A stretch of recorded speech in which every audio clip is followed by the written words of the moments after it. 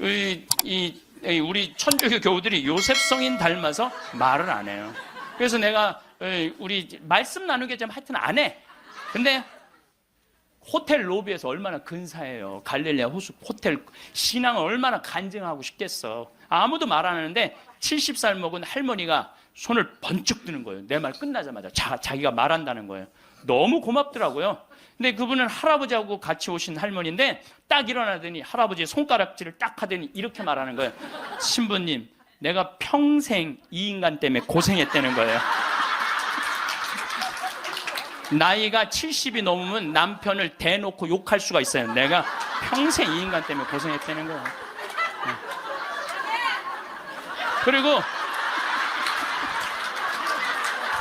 그리고 자기가 자식 셋 키웠는데 70이 됐는데 자기한테 자식들이 고맙다고 말 한마디 안 하고 남편이 그 잘난 반지 목걸이 한번 사준 적이 없다는 거예요. 속에서 우라통이 터지더래요.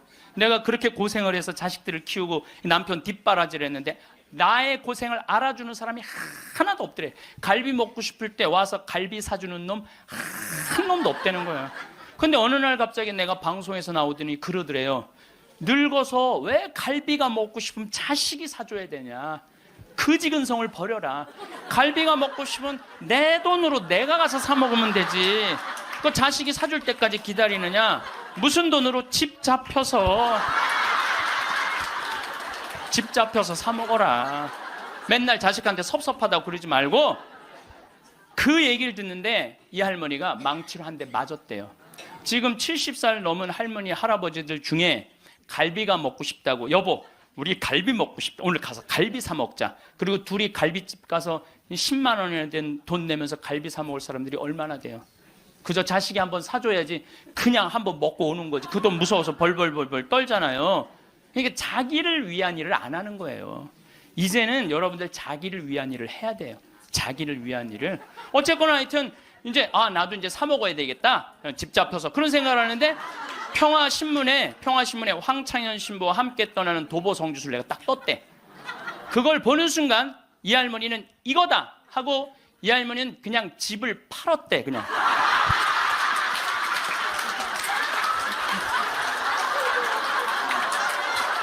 집을 팔았대요. 네. 집을 팔고 1억이 남은 걸 가지고 성주순례를 따라온 거예요. 여동생 부부하고. 근데 왔는데 자기 너무너무 행복하대. 그런데 이 할아버지는 맨날 술만 먹던 할아버지인데 성주순례도 안 따라오려는 걸 억지로 끌고 온 거야. 근데 이 할아버지가 다리도 아프다 뭐도 그러는데 10일 동안 걸으면서 하느님을 만난 거야.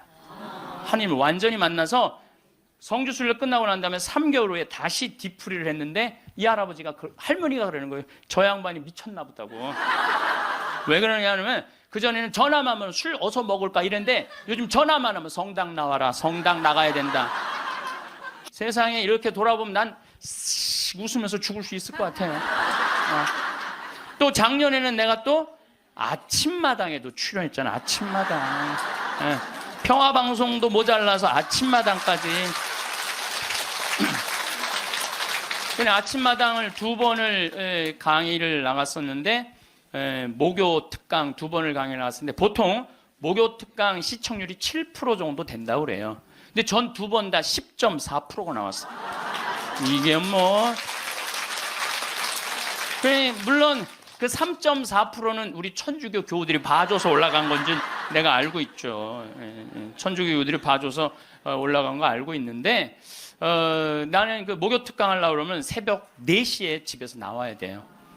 새벽 4시에 이제 또 눈이 항상 오니까 겨울에 작년에도 마지막 강의 12월 27일인가 나왔는데 그 눈길을 헤치고 와서 이제 딱 가면은요 여의도에 도착하면은 깜짝 놀랐어요. 여자 둘이서 달겨 들어가고 막 화장을 1시간 동안 하는 거. 화장을 1시간 동안. 평화방송은 생전 화장 안 해주는데 화장을 1시간 동안. 이제 그리고 이제 강의가 끝나고 이제 평창에 집에 들어갔는데 생태마을이 난리가 난 거야. 왜 그런가 했더니 그 강의를 들으면서 실시간 검색어가 1위였대요. 그리고 전국에 우리 교우들이 아니고 일반인들이 전화해갖고 거기 신부님 생태망을 자랑하는데 거기 가보고 싶다고. 근데 할머니 한 분이 성당도 안 다니는 할머니가 전화해갖고 오늘 그 강의한 신부님 어쩜 그렇게 유쾌하고 우리 마음을 잘 아느냐고.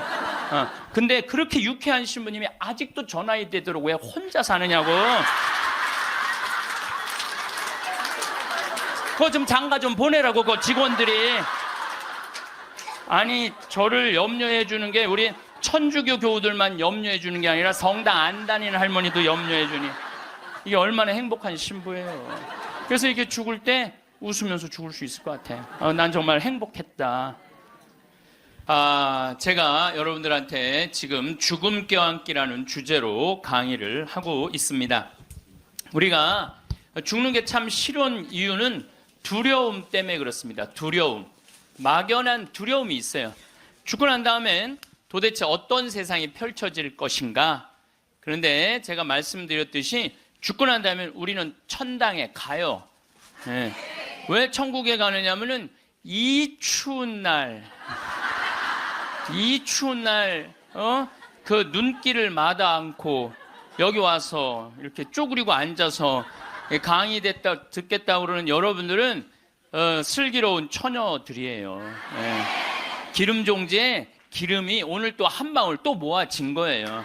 네. 그러니까 여러분들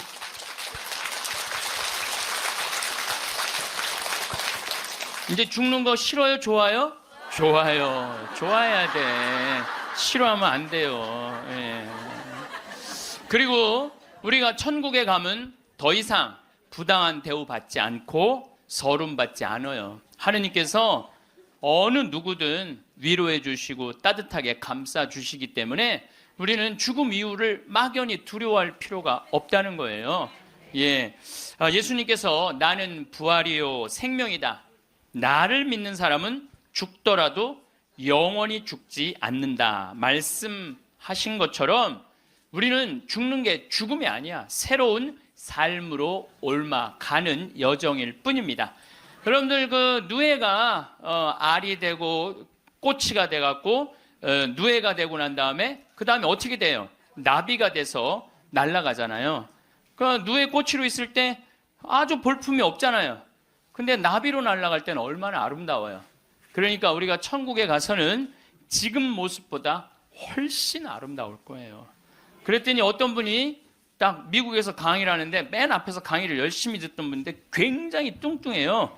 그런데 그분이 손을 들더니 신부님 나도 천국에 가면 날씬해지고 아름다워집니까? 그렇게 물어보더라고요.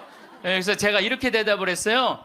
날씬하게 될지는 모르지만 아름답긴 할 거다. 아름답긴 할 거다. 어쨌든 우리가 두려움이 막연한 두려움이 있어요. 근데 하느님을 믿는 우리들은 죽는 것에 대한 두려움 가질 필요 없어요. 하느님께서 우리를 천국으로 초대해 주실 것이고 예수님이 뭐하러 그렇게 십자가에 힘들게 못 박혀 돌아가셨어요. 많은 사람들을 구원하시기 위하여 돌아가신 거예요. 여러분들은 그 부활신앙을 믿어야 돼. 우리 그리스도인들에게 최대의 신앙의 핵심은 부활신앙이에요. 내가 나비보다 훨씬 아름다운 모습으로 부활할 거라는 이 믿음. 그래도 죽는 게 싫어. 뭐 때문에 그래? 생이별 때문에 그래. 생이별.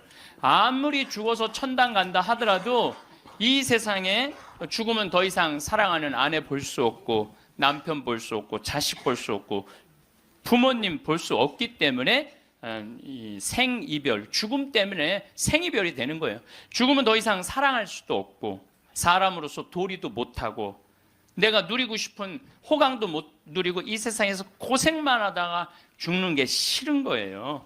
그래서 여기 계신 분들 중에 죽기 직전에 후회하지 말고 죽기 전에 내가 뭘 할 걸 그런 거 후회하지 말고 혹시 돈 100억 정도 있는 분들은 한 10억, 20억만 놔두고 80억은 쓰세요. 맛있는 것도 사 먹고 여행도 다니고 그러면 되지. 제가 요즘 바빠서 텔레비전은 거의 못 보지만은 BBC에서 아주 재미난 프로그램을 해요. 영국 BBC에서 백만장자가 자기 신분을 감추고 아주 힘들게 사는 동네에 들어가는 거예요. 그래서 거기서 정말 열심히 사는 사람을 찾아내는 거예요. 찾아내서 이 사람이 백만장자인데도 불구하고 자기도 가난한 것처럼 해서 그 사람이 정말 열심히 살고 성공할 수 있는 가능성이 있으면은 한 달, 두 달 같이 지내다가 마지막에 깜짝 선물을 해주는 거예요. 당신 내가 커피숍 차릴 수 있도록 가게를 내주겠다. 이런 프로그램이 있어요. 그러니까 이 백만장자가 하는 거야. 백만장자가. 여러분들은 못하죠. 여러분들 누굴 커피숍을 차려줘. 백만장자가 하는 건데 제가 너무 감동적인 그 장면 하나는 그 무료 급식소를 봉사하는 사람이야. 그 무료 급식소를 운영하는 남자인데 백만장자가 들어와서 같이 급식을 해주는 거예요. 근데 이 사람은 뭐 무료 급식소를 하니까 휴가도 한 번도 못 간 거야. 자기 있는 거 다 끌어다가 했는데 백만장자가 마지막에 난 당신한테 감동받았다. 내가 앞으로 당신 무료 급식을 계속 할 수 있도록 돈을 대주겠다. 근데 더 기가 막힌 거는 가만히 보니까 봉투를 하나 더 줘요. 더 주면서 가만히 보니까 당신 무료 급식소 하느냐고 휴가 한 번을 못 갔는데 이거는 당신 자신을 위한 휴가 비행 티켓이고 호텔 예약권이다. 자신을 위해서도 휴가를 한번 가라. 막 저 그걸 보는데 막 가슴이 막 먹먹하더라고요. 그러니까 돈 많은 사람이 좀 그렇게 살았으면 좋겠어. 돈 많은 사람이 그렇게 살았으면 좋은데 우리나라 부자들은 그런 멋이 없어요. 근데 영국 BBC에서 그걸 하니까 미국에서도 요즘은 해요. 그래서 이 백만장자들이 어려운 사람들을 가서 계속 깜짝깜짝 그러니까 사회가 건강해지는 거예요. 우리가 죽을 때 돈 가지고 가는 거 아닙니다. 죽을 때 가지고 가는 거 땅, 재산 이게 아니에요. 공술의 공수거예요. 빈손으로 왔다 빈손으로 가는 거예요.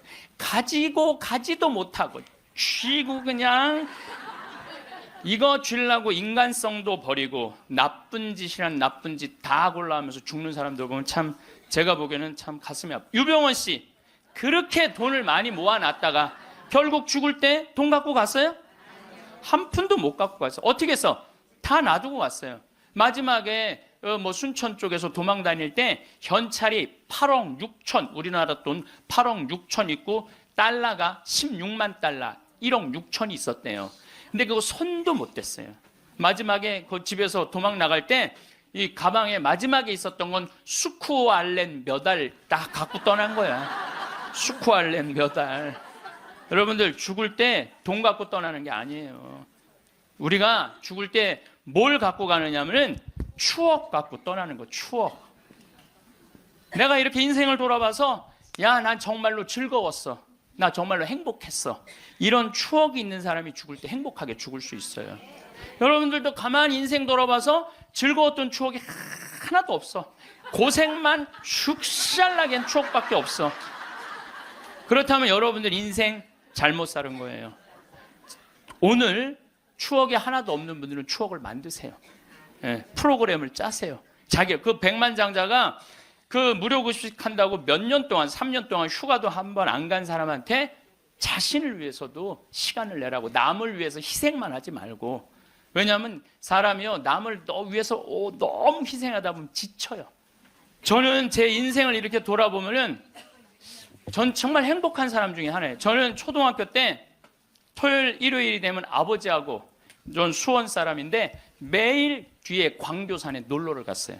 광교산에 가서 가재 잡고 메뚜기 잡고 가을이면 도토리 줍고 밤 따고 감서리하고 그 다음에 도라지 캐고 더덕 캐고 그러니까 초등학교 때 며칠 전에 성복동 성당이라는 곳에 강의를 갔는데 광교산 밑에 있더라고.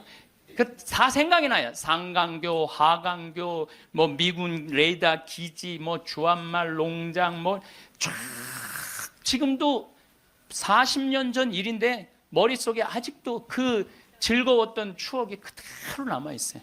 나 초등학교 때 공부했던 기억은 거의 없어요. 매일 놀러 다녔던 기억. 그 생각하면 참 행복해요. 그리고 광교산만 가면은 내가 여기서 초등학교 때 여기서 즐겁게 놀았지. 중고등학교 때 또 성당 참 학교는 일요일은 안 갔는데 성당은 월요일부터 일요일까지 갔어요. 월요일부터 일요일까지. 그 여름에 캠프 간다고 우리 때는 4박 5일 갔어요. 그땐 또 어디 놀러를 갈 때가 있어요. 성당에서 가는 캠프가 최고의 행사였죠. 그럼 뭐 조 모임 하면은 뭐 너는 쌀 갖고 와라, 넌 냄비 갖고 와라, 넌 텐트 갖고 와라, 남자 5, 여자 5 같은 조로 이건 뭐 살림살이 떠나는 거하고 똑같은 거예요. 살림살이 떠나는 거하고 얼마나 그 중고등학교 때 성당에서 떠나는 캠프가 얼마나 좋았는지 몰라요. 예. 그리고 뭐 내가 이 가을에는 예술제 한다고 연극하고 노래하고 이제 성탄 때만 되면 예수님 성탄 전야제 한다고 모여갖고 뭐 정말 지금 생각해보면 그때 그 사춘기에 느낄 수 있는 모든 행복을 다 느꼈던 것 같아. 그리고 우리 때는 또 남녀공학이 분명했을 때인데 성당만 가면 그 이쁜 그 이쁜 아가씨들이 그냥 얼마나 우리 성당에 특별히 이쁜 여자애들이 많이 왔던 것 같아요. 그리고 그 성당 그때 학생의 프로그램이요 너무너무 좋았어요. 지금 애들이 학원에 다니지만 우리 때는 뭐 학원 그런 게 어디 있어요. 성당 가는 게 유일한 탁구 치고 성당에서 참 좋았던 것 같아요. 그래서 그때 우리 그 학생의 아이들이 신부가 10명이 됐어요. 신부가 10명이 됐어요.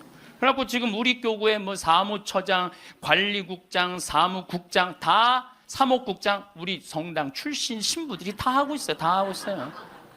그렇게 그때 그 신앙의 그 교육이 풍요로웠던 거죠. 예. 그리고 수녀님들도 많이 나오고 그 유명한 수녀님들 중에 하나는 또 누구냐면은 김혜윤 베아트릭스 수녀라고 성서 가르치는 수녀님 있잖아요. 뭐 같은 성당을 다녔지만 그 수녀님하고 우리는 질이 달랐어요.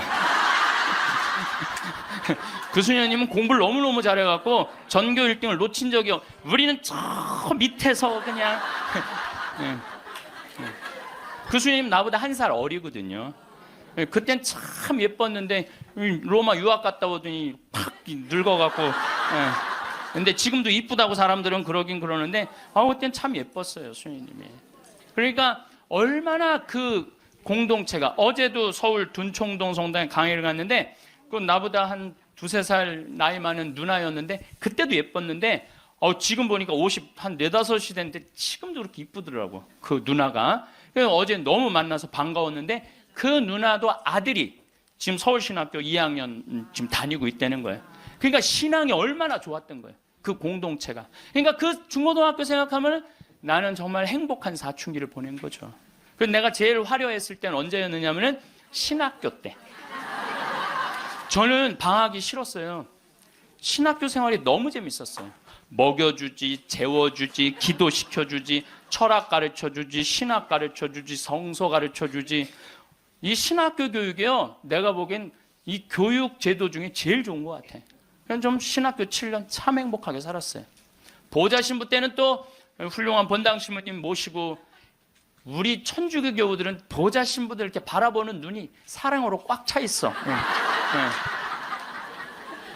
그 느껴요. 이렇게 보면 보좌 신부 딱 보면 사랑으로 꽉 차 있어.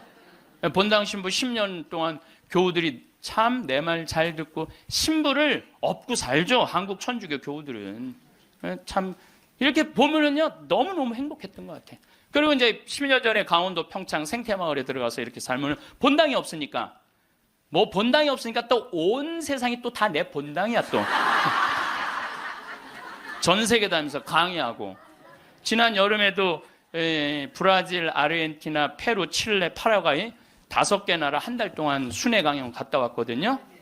페루 이제 뭐 얼마나 멀어요. 페루가. 페루 갔더니 이제 강의 이제 2시간 끝났는데 거기 회장님들이 신부님 귀양 여기까지 왔으니 마추픽추 가자고. 그러니까 강의는 2시간 하고 마추픽추는 2박 3일 갔다 오고. 이런 좋은 팔자가 어디 있어요. 브라질 가면 또 뭐 리오데 자네이루 또 아름다운 항구 예수님이 이렇게 펼치고 있는 데 있죠. 이번에 월드컵 한데 참 얼마나 좋은 팔자예요. 깔라파테라고 아르헨티나 맨 밑에 빙하 있는데 신부님 환경하시니까 꼭 보셔야 된다고. 신부님은 신부로 사니까 팔자가 좋아서 그렇지 우리는 얼마나 힘든지 몰라요. 사는 거 무슨 우리가 즐거운 추억이 있어요. 저도 여러분들 힘들었을 때 많았어요. 인생 50살밖에 안 됐지만은 돌아보면 즐거웠었던 일만 있었던 거 아니에요. 근데 여러분들 사람은요, 과거를 돌아봤을 때 고통스럽고 괴로운 것만 기억하는 사람은요, 악해져요. 악해지게 돼 있어요. 근데 즐거웠던 것만 의도적으로 기억하려고 하면 선해지게 돼 있어요. 저도 사기 많이 당했어요. 이 세상에 사기 쳐먹기 제일 쉬운 사람이 신부예요, 신부. 세상 물정 모르니까 사기도 많이 당했고 배신도 많이 당했어요. 그래갖고 아픔이 많았었어요. 근데 가만히 내 인생을 돌아보면 내가 사기당했을 때 내 상태가 어땠었냐면 욕심이 꽉 차 있었을 때. 그러니까 내가 강의 때 여러분들 욕심 부리지 말라는 게 그냥 하는 말이 아니라 이 온 몸에서 경험을 하고 나온 말이에요. 온 몸에서 경험을 하고 나온 얘기, 그냥 하는 얘기가 아니에요. 온 몸에서 나온 거죠. 또 뭐 배신도 많이 당했고, 그러면서 제가 깨달은 게 있어요. 아, 욕심 부리지 말아야 되겠구나. 그리고 하느님을 더 사랑해야지, 사람을 더 사랑하면은 꼭 고통이 오는구나. 그리고 이제 좋았던 것만 기억을 하는 거야. 나빴던 기억을 자꾸 하면요, 인생이 우울해요. 습관이에요, 습관. 여러분들 그 불행한 사람들, 며칠 전에 그 신문에 아주 재미난 게 나왔어. 불행한 사람 10가지 특징이 나왔어. 자신과 남의 단점만 본다. 불행한 사람들은요, 자신과 남의 단점만 본대요. 그 다음에 두 번째, 변화시킬 수 없는 것에 대한 걱정을 한다. 그러니까 과거를 집착하는 거야. 과거에 내가 왜 그랬을까? 안 바뀌어요, 과거는. 그 다음에 쉽게 포기한다. 뭘 하다가 그냥 금방 포기하는 사람, 이 사람 불행해진다는 거죠. 운동을 하지 않는다. 운동하는 사람이 행복해요. 그래서 여러분들 꼭 운동하셔야 돼요. 그 다음에 성취 불가능한 목표를 세운다. 성취 불가능한 목표를 세운다. 건강에 좋지 않은 음식만 골라 먹는다. 그러니까 우리가 행복하려면 건강에 좋은 음식을 먹어야 돼. 우리 청국장 가루 같은 거, 이런 거. 얼마나 좋아요, 이 청국장 가루 같은 거. 나도 오늘 아침에 좀 일찍 나오는 바람에 청국장 가루를, 저는 그냥 제가 일어나자마자 제가 타 먹어요, 맹물에. 그걸 먹으면요, 기분이 참 좋아요. 그리고 이제 요즘은 이제 시래기, 무청 있죠? 우리 생태마을에 그냥 온 생태마을에 무청이 널려 있어요, 지금. 그걸 보고 있으면 기분이 좋아요. 그 시래기 탁 삶아갖고 무쳐갖고 밥을 비벼 먹으면, 우리 생 청국장에다 밥을 비벼 먹으면 너무 맛있어. 잠을 충분히 자지 않는다. 불행한 사람들. 인터넷에 갇혀 산다. 남에 대해 험담, 부정적인 말만 한다. 불행한 사람들은 이런 다 기미가 있어요. 그 다음에 마지막에 용서하기를 거부한다. 난 절대 용서할 수 없어. 이 사람들이 다 불행하다는 거예요. 그래서 여러분들 이렇게 인생을 돌아보면서 억울하고 분한 것만 새기지 마라. 특별히 우리 할머니들, 내가 대동아 전쟁에 시집으로 와서 6.25 전쟁 때 1.4.5태 때 고생한 얘기, 그거요, 청승이에요, 청승. 행복했던 기억만 하시면 좋아요. 그 다음에 죽을 때 뭐 갖고 가냐면 선행 갖고 가는 거. 선행. 죽을 때 선행 갖고 가는 거. 여러분들 죽을 때 땅 갖고 가는 거 아니라니까요. 집 갖고 가는 게 아니라니까요. 재물 갖고 가는 게 아니에요. 이거는 갖고 갈 수 없는 거야. 갖고 갈 수 없는 거야. 오늘도 전심 먹으면서 잠깐 대화를 했는데, 사람들을 보면요, 1000개를 가지고 있으면서 1개밖에 못 누리고 사는 사람이 있어요. 근데 100개를 가지고 99개를 누리고 사는 사람이 있어요. 그럼 여러분들 1000개 가진 사람은 이게 뭐 1000개 가지나 많아요. 이 사람이 죽을 때 그랬는데, 돈이 너무 많은 사람은 그걸 못 쓰고 죽어서 못 죽는데요. 돈이 너무 많은 사람들은. 그러니까 쓸 수 있을 때 열심히 쓰라는 거예요. 두 번째로는 선행이야. 마태복음 25장에 예수님이 이런 얘기를 합니다. 오른쪽에는 양, 왼쪽에는 염소를 갈라놓고 이런 얘기를 해요. 내 오른쪽에 있는 사람들한테, 내 아버지의 복을 받은 이들아, 와서 세상 창조 때부터 너희를 위하여 준비한 나라를 차지하여라. 너희는 내가 굶주렸을 때 먹을 것을 주었고, 내가 목말랐을 때 마실 것을 주었으며, 감옥에 갇혔을 때 찾아주었다. 그럼 의인들이 이렇게 말할 것이다. 주님, 저희가 언제 주님께서 굶주리신 것을 보고 먹을 것을 드렸고 목마르신 것을 보고 마실 것을 드렸습니까? 언제 주님께서 나그네 되신 것을 보고 따뜻히 맞아 드렸고 헐 벗으신 것을 보고 입을 것을 드렸습니까? 언제 주님께서 병드시거나 감옥에 계신 것을 보고 찾아가 배웠습니까? 그러면 임금이 대답할 것이다. 내가 진실로 너희에게 말한다.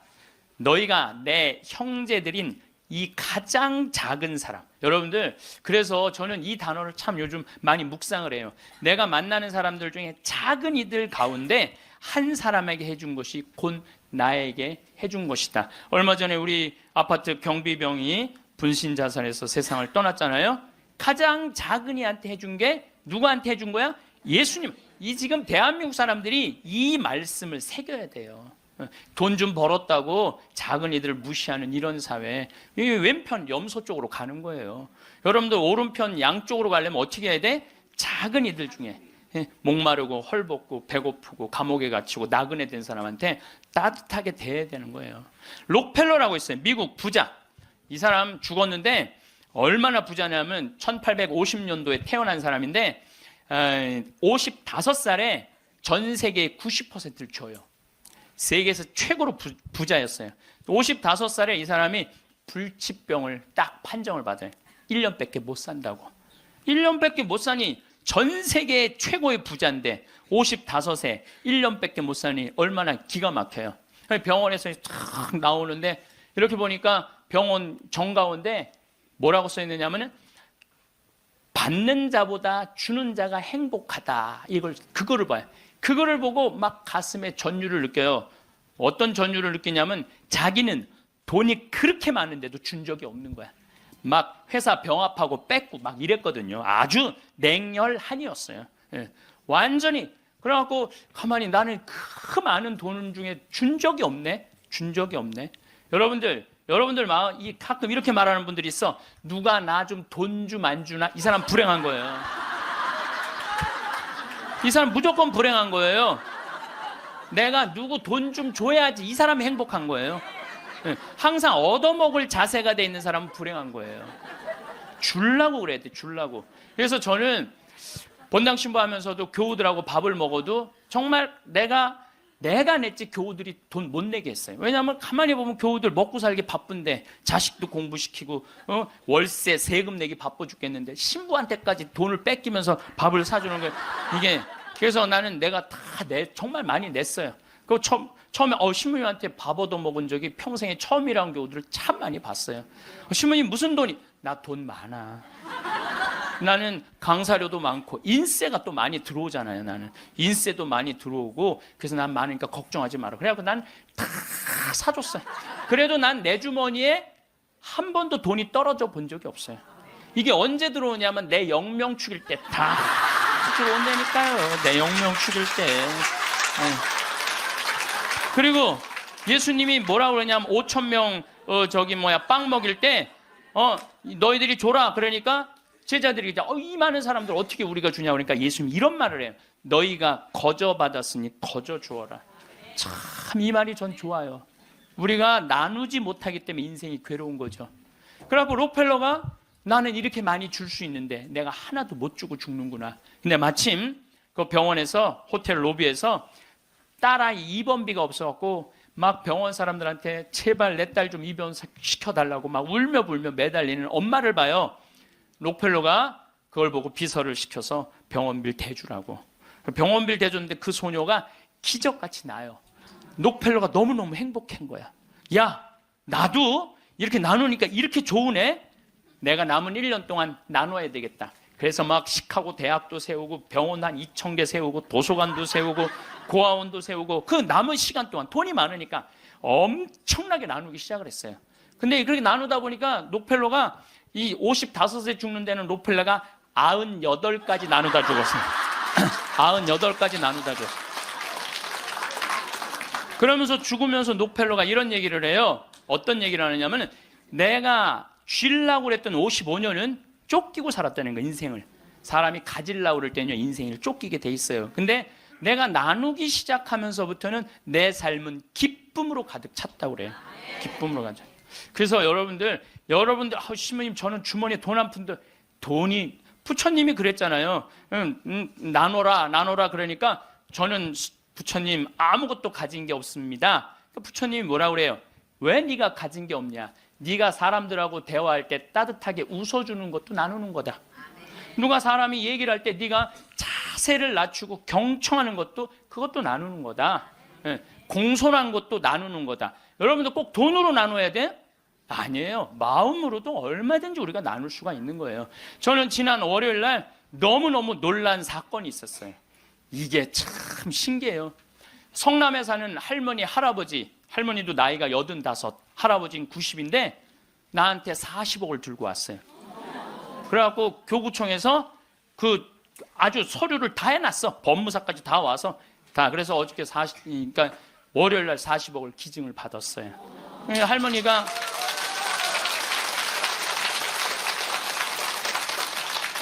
그러니까 되는 놈은 되는 거야.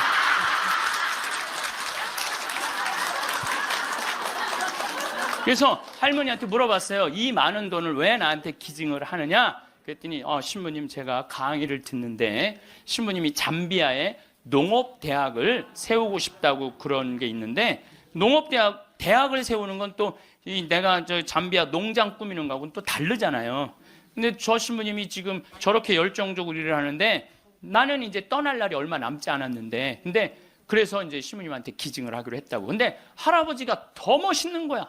무엇이냐? 나한테 기증서 마지막 서류 등기 다 해갖고 왔어. 그래갖고 근데 지문이 안 나오는 거야. 나이가 많으시니까. 난 또 월요일에 처음 알았어요. 여러분들 좀 기증하려면 조금 젊었을 때 지문 나올 때 하세요. 지문 나올 때. 지문이 안 나오는데 한 10번을 하는데 10번 다 기쁘게 하시더라고요. 근데 할아버지가 이런 말씀을 하세요. 이제야 좀 마음이 홀가분하다고. 그러면서 할아버지가 이런 말씀을 하세요. 그 아프리카에 그 굶는 사람들을 보면 너무 가슴이 아픈데 그냥 빵을 주는 건 큰 의미가 없다는 거예요. 그 빵을 만들 수 있는 사람을 키워내는 일이 더 중요하다는 거예요. 그래서 이제 그걸 이제 받아서 이제 제가 이제 또 숙제가 하나 생겼죠. 근데 신부님 왜 그렇게 좋아하세요? 신부님 주머니에 한 푼도 안 들어가는데. 왜냐하면은 우리 천주교가 그런 건 참 좋아요. 누가 기증을 받아도 내 이름으로 받을 수가 없어. 신부 이름으로. 그러니까 교구청 법인으로 받는 거야. 그러니까 내가 어떻게 해먹으려고 그래도 해먹을 수가 없어.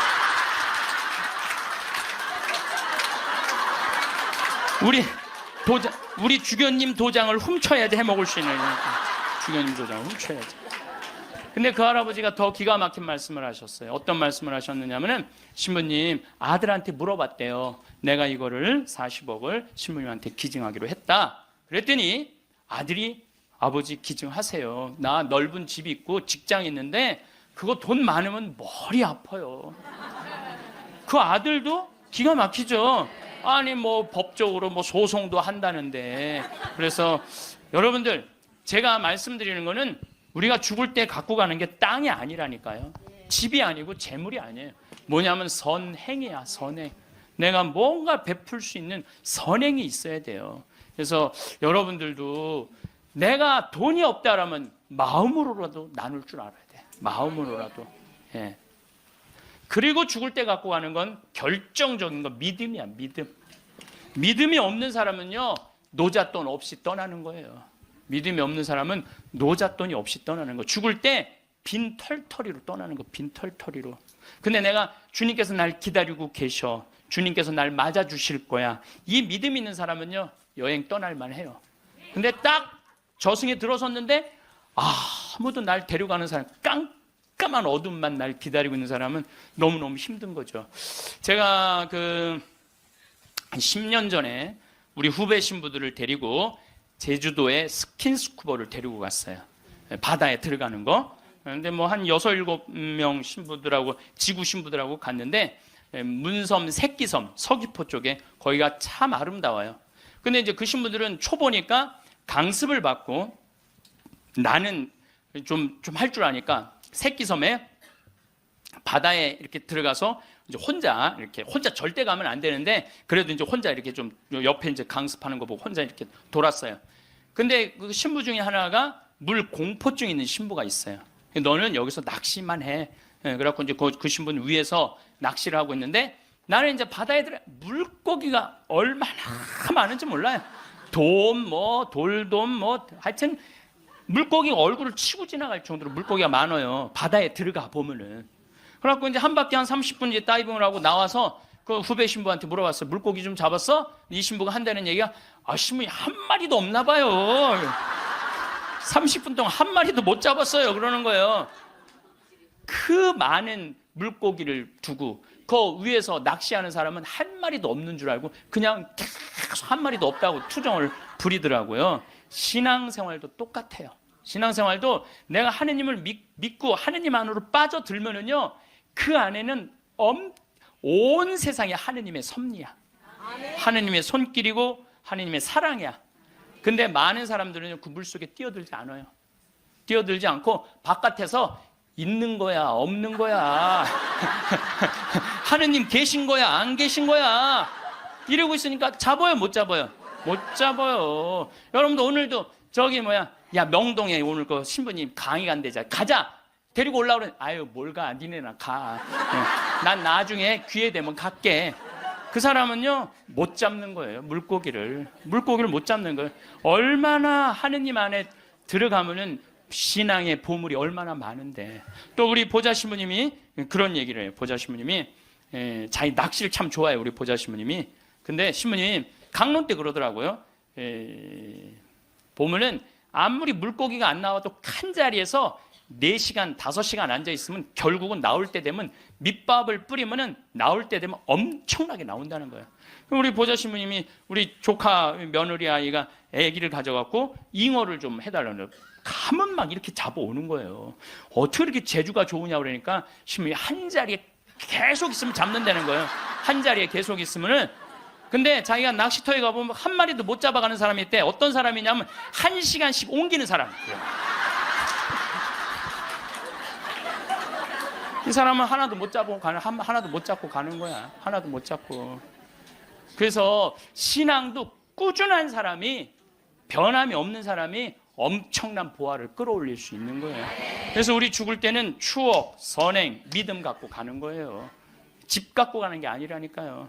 어쨌든 내가 지난 2월 달에 이제 성주순례 이제 가서 이제 갈릴레아 호수를 도는데 그 갈릴레아에서 3일을 머물었어요. 갈릴레아가 신앙의 유산이 너무 많아요. 5,000명 먹이신 빵의 기적도 갈릴레아 호수에서 했지. 산상 설교도 갈릴레아에서 했지. 풍랑 걸은 데도 갈릴레아지. 제자들하고 예수님하고 만난 데도 갈릴레아지. 얼마나 많아요. 그러니까 거긴 3일을 머물렀죠. 3일을 머무르고 이제 저녁에 이제 모여갖고 80명 순례자들한테 오늘 느낀 신앙의 감동을 나눔 얘기를 하자고 그랬어요.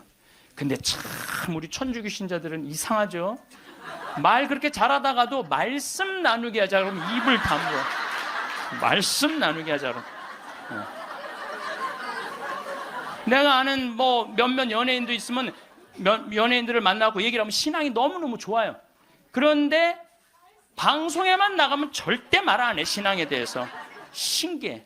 개신교 성도들은 간증하라고 그러면 그냥 뛰어나가고 서로 하려고 그러는데 우리는 그냥 잘 놀다가도 자 지금부터 말씀 나누기 전에 내가 묵상을 했어요. 왜 우리 천주교 교우들이 이렇게 입이 무거운가. 내가 묵상을 했어요. 답을 찾아냈어요. 요셉 성인 닮아서 입이 무거운 거. 요셉 성인 닮아서. 요셉 성인이 참 입이 무거워요. 보면은 아니 장가를 가려고 딱 했는데 마리아가 애를 배 갖고 온 거야. 기가 막히잖아요. 나는 손도 잡은 적이 없는데 그럼 일반 사람이면 뭐라 그럴 거냐. 친구들한테 야 얘기 좀 하자. 야 난 너무 고민이 있어. 아니 마리아가 결혼도 하기 전에 애를 배웠네. 이거 어떻게 하면 좋지? 분명히 이렇게 얘기했을 거예요. 근데 요셉 성인은 아무한테도 말하지 않고 혼자 파혼하기로 혼자만 마음속으로 생각을 해. 우리 천주교 교우들하고 똑같은 거예요. 12살 때 예수님 3일 동안 잃었다가 3일 만에 찾았어. 3일 동안 근데 나는 요셉 성인도 참 대단해요. 내도 아니고. 그렇잖아요. 내 애도 아니고 마누라도 내 마누라도 아니야. 사실은 그렇잖아요. 그런데 그 아이하고 그 엄마를 12년 동안 책임졌다는 건요, 보통 사람 아니면 못해요. 참 무직한 분이죠. 근데 3일 만에 잃어버렸는데 얼마나 애가 타게 찾았겠어요. 찾고 난 다음에 성모님이, 얘야, 네 아버지와 내가 너를 얼마나 찾았는지 모른다. 나는 이 말도 참 묵상을 많이 하는 말 중에 하나예요. 성모님도 시집을 막상 오긴 왔는데 뱃속에 아기가 이씨 들어왔으니 얼마나 미안해요. 그러니까 항상 요셉성인한테 미안한 마음이 있었던 것 같아. 그래서 여러분들 3일 만에 잃었던 애를 찾았어. 그럼 여러분들 뭐라 할까? 이놈의 새끼 내가 너 얼마나 찾았는지 알아? 분명히 이랬을 거야. 근데 성모님은 자기를 먼저 내세우지 않았어요. 자기 아이임에도 불구하고 얘야, 네 아버지와 내 남편을 인정해 준 거죠. 남편을 존중해 준 거죠. 네 아버지와 내가 너를 얼마나 찾았는지 모른다. 그런데도 요셉 성인은 아무 말도 안 해. 한마디도 안 해. 찾았으면 됐지 뭐 이거죠. 한마디도 안 해요. 내가 이번에 성주순례 가서도 너무 많은 걸 느꼈는데, 그 대학생이 엄마 아빠를 따라온 거야. 인천공항이 딱 나를 바라보는 눈빛이 흰 눈동자 95% 까만 눈동자. 너 때문에 내가 여기 따라왔다.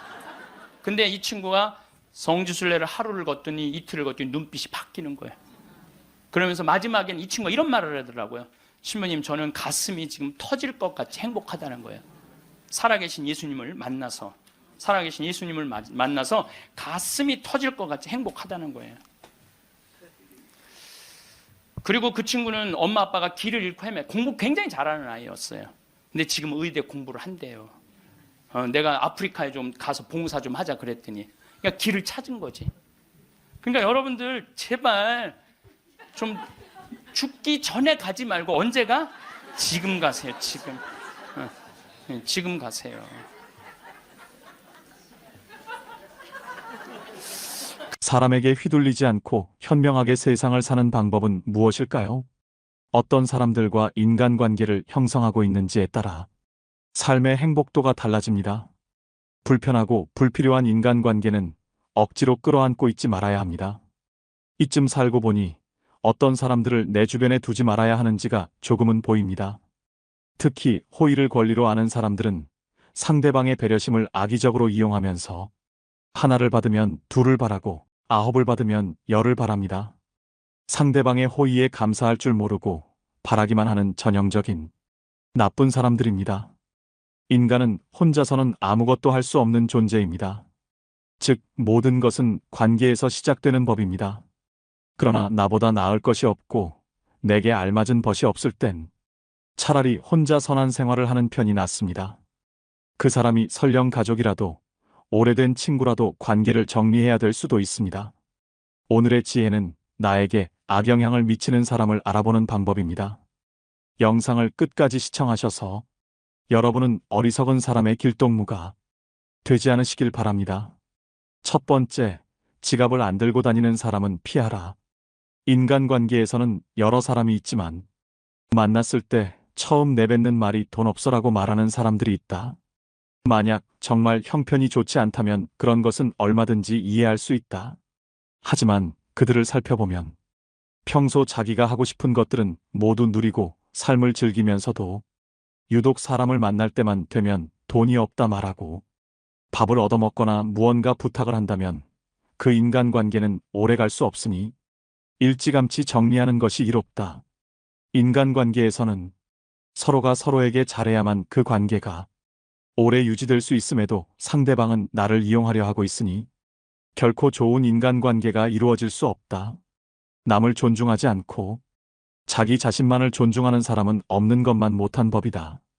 두 번째, 자기 필요할 때만 연락하는 사람은 피하라.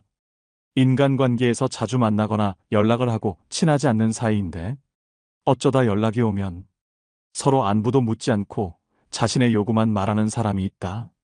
평소에는 연락이 없다가도 자기가 필요할 때만 연락하는 사람은 친구라고 할 수 없는 사람이다. 이런 사람은 즉시 손절하는 것이 이롭다. 부탁을 들어준다는 것은 나의 재산이나 시간을 써서 남에게 이득을 주는 행동이므로 굉장히 조심스러워야 함에도 불구하고 자주 접하지도 않는 사람에게 이러한 부탁을 하는 사람은 굉장히 뻔뻔하고 자기중심적인 사람일 가능성이 높다. 더 이상 이용당하지 말고 과감하게 잘라내라. 세 번째, 종교나 정치적 신념을 강요하는 사람은 피하라. 사람은 모두가 같을 수는 없다. 결국 사람 간의 관계는 서로의 다름을 인정하고 다른 사이에서 관계의 가치를 얻어가는 것이다. 따라서 크게 아무리 자신에게 좋다 한들 남에게 강요해서는 안 되는 법이지만 그 중에서도 종교나 정치적인 신념은 결코 강요해서는 안 된다. 이런 사람을 계속 만나는 것은 매우 피곤한 일이고 실제로도 인간관계에서 신념으로 인해 다툼이 일어나고 주먹다짐으로 번지기까지 한다. 이런 사람들을 맞춰주기 위해서는 내 신념을 속이던지 신념을 포기해야만 한다. 이런 사람과 의미 없이 논쟁하지 마라. 현명한 사람들은 어떠한 상황에서도 상대방 진심을 짓밟는 의미 없는 논쟁은 하지 않는다. 그게 어떤 주제가 됐든지 간에 논쟁이 시작되면 서로는 원래 성격보다 자기 관점을 더 세게 고집하기 십상이다. 사실 이러한 논쟁은 아무런 의미도 없고 필요도 없다. 논쟁에서 졌다면 그저 할 말이 없다. 한편 상대방을 철저히 눌러 이겼다. 한들 무슨 소용이 있으랴? 그것은 일시적으로 승리를 거둔 것일 뿐. 그 승리의 쾌감은 결코 오래가지 못한다. 이뿐만 아니라 가장 큰 문제점은 논쟁에서의 승리를 상대방의 자존심을 짓밟은 대가로 얻었다는 것이다. 남의 체면을 깎아 얻은 승리 때문에 상대로부터 원한을 사서 언젠가 큰 화를 당할지도 모르는 일이다. 네 번째에 만났을 때 괴로운 친구는 피하라.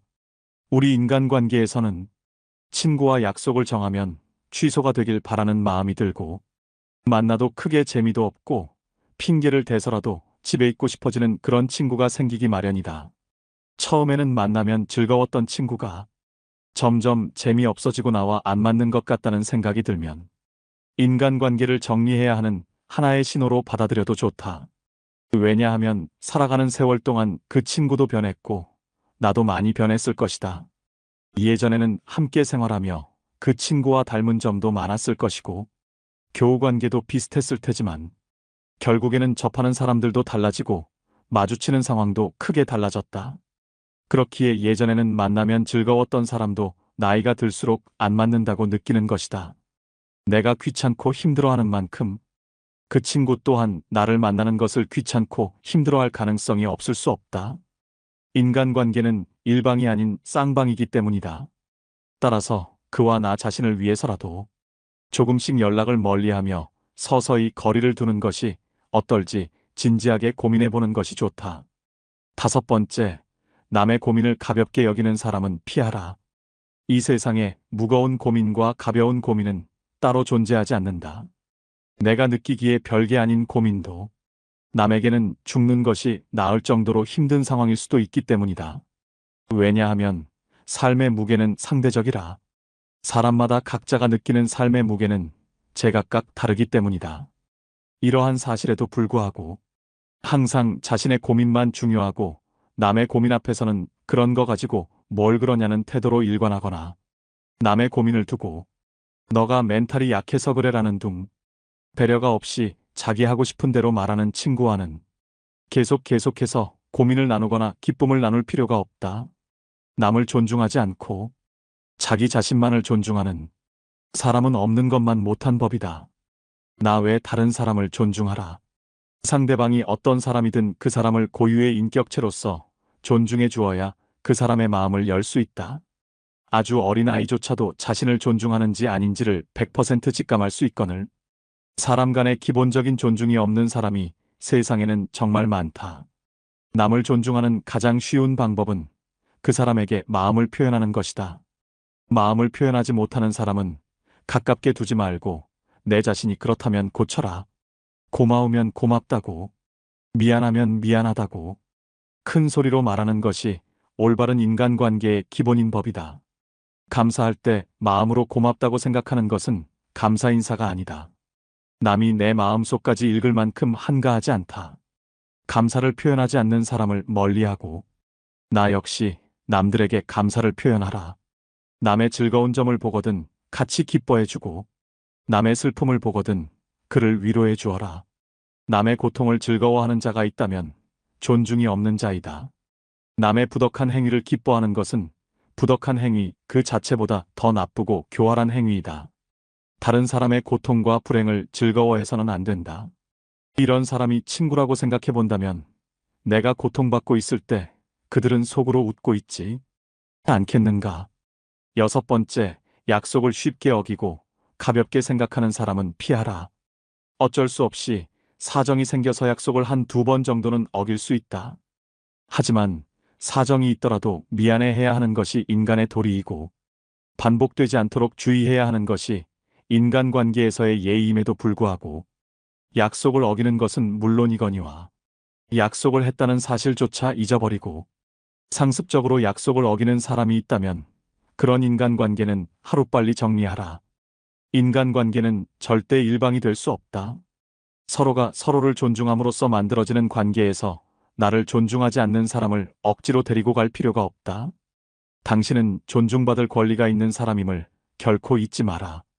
7번째, 자신의 푸념만 계속하는 사람은 피하라. 예나 지금이나 우울하지 않은 사람은 드물다. 모두가 우울할 때가 있고 그 우울함을 위로받고 싶어 한다. 하지만 이러한 푸념도 그 상황에 맞게 해야 하는 것이지. 상황에 맞지 않는 푸념은 다른 사람에 대한 배려가 없는 사람이다. 나는 상대방과 즐거운 시간을 보내고 싶은데 상대방이 매번 자신의 우울한 점만을 계속해서 말하는 것은 나에 대한 배려는 온데간데 없고 그저 자신의 나쁜 감정을 버리기 위한 쓰레기통으로 생각하는 것이다. 상대방이 나에게 버린 나쁜 감정을 받아들이면 감정 쓰레기통이 되는 법이다. 그저 안 받으면 그만이니 그 사람과의 관계를 재설정하는 것을 진지하게 고민해 보아라. 이렇게 자신의 슬픈 감정만을 버리는 친구는 멀리하고 잘 들어주는 친구를 가까이 하라. 자연은 우리에게 2개의 귀와 2개의 눈을 주었고 혀는 오직 하나만을 허락하였다. 이것은 왜일까 생각해보면 분명 말하기보다는 듣고 보기를 더 많이 하라는 하늘의 뜻일 것이다. 말을 제일 잘하는 사람은 논리적으로 말하는 사람이 아니라 남의 말을 잘 들어주는 사람임을 명심하라. 슬픔은 공유해서 좋을 것이 별 없다. 슬픔은 내 주변 사람 모두를 부정적인 감정으로 물들게 한다. 나의 슬픔을 위로해주지 않는다고 그 사람을 비난하지 마라. 타인 혹은 세상에 절대로 많은 것을 기대해서는 안 된다. 그저 무시하면 그만이다. 8번째, 자주 다투고 편가르게 하는 사람은 피하라. 주변을 보면 다툼이 끊이질 않는 사람들이 있다. 이런 사람들의 특징은 굳이 싸우지 않고 넘어갈 부분임에도 그냥 넘어가는 경우가 없다. 또한 같은 인간관계에 속해 있는 다른 사람과 다툰 후에 자신의 편을 들어주기를 강요하여 다른 사람을 곤란하게 만든다. 인생을 살아가는 데 있어서 우리가 만날 수 있는 사람의 수는 지극히 한정돼 있다. 사람 하나하나가 소중함에도 불구하고 이렇게 자주 다투고 편가르는 친구를 만난다면 인간관계 전체를 망치게 된다. 싸움은 결코 인간에게 도움되는 행위가 아니다. 싸움은 졸렬한 자기 주장에 불과한 행위로 현명한 사람은 결코 감정적으로 남과 싸우지 않는다. 자주 다투는 사람을 살펴보면 자신의 감정을 절제하지 못하고 항상 남과의 논쟁을 하기 바쁘다. 이런 사람들은 자신의 잘못을 좀처럼 인정하지 않는다. 만약 내가 자주 다투는 사람 같다면 스스로를 돌아보아야 한다. 나에게 무슨 잘못이 있는 건 아닌지, 설령 나에게 잘못이 없다고 해도 무엇인가를 찾으려 노력해야 한다. 싸움이라는 것은 혼자 하는 것이 아닌 사람과 사람이 하는 것이기에 일방의 잘못만으로 시작되지는 않기 때문이다. 또 이런 사람들의 특징은 굉장히 오만한 성격을 갖고 있다는 것이다. 자기가 옳다고 생각하고 편을 들어달라 하는 사람은 스스로를 과대평가하는 오만한 사람이다. 자기 의견을 다른 사람에게 강요하는 것은 옳은 사람이 아닌 그저 억지 부리는 사람일 뿐이다. 이런 사람들은 본인이 옳다고 생각하는 견해나 자신의 가치관을 남에게 강요한다. 하지만 강요받는 쪽도 자신의 의견이 있고 옳다고 생각하는 것이 있는 법이다. 다른 사람의 의견을 무시하고 자기 의견이나 방법을 남에게 강요하는 사람은 자신의 우월성을 과시하고 싶거나 자신의 불안감을 없애려는 욕망을 가졌을 가능성이 있다. 이런 사람들의 특징은 왜 저런 착각을 할까? 혀를 내두를 정도로 본인의 능력이나 외모를 실제보다 높이 평가하는 경향이 있다. 특히 불안이나 공포로부터 스스로를 지키기 위해 자신을 과대평가하는 사람은 자기애가 상처 입지 않도록 자신을 지키는 벽을 치는데, 그로 인해 눈앞의 현실을 직시하지 못하고 현실적인 판단도 할 어쩔 수 없게 되는 법이다. 9번째, 과도하게 차기 자랑하는 사람은 피하라. 마치 자신의 우위를 과시하는 것처럼 다른 사람을 얕보고 만나면 자기 자랑만 늘어놓는 사람이 있다. 자랑거리는 자신의 입에서 나오면 오만한 사람이 될 뿐이다. 자랑 중에서도 가장 쓸데없는 자랑은 자신의 잘 나갔던 과거를 자랑하는 것이다. 옛날 이야기밖에 가진 것이 없을 때 사람은 처량해지는 법이다. 행복하고 가치 있는 삶을 사는 지혜는 지금 가지고 있는 것을 즐기는 것이다. 과거를 너무 많이 자랑하는 사람치고 지금의 삶이 행복한 사람을 본 적이 없고, 행복한 미래를 그리는 것 또한 본 적이 없다.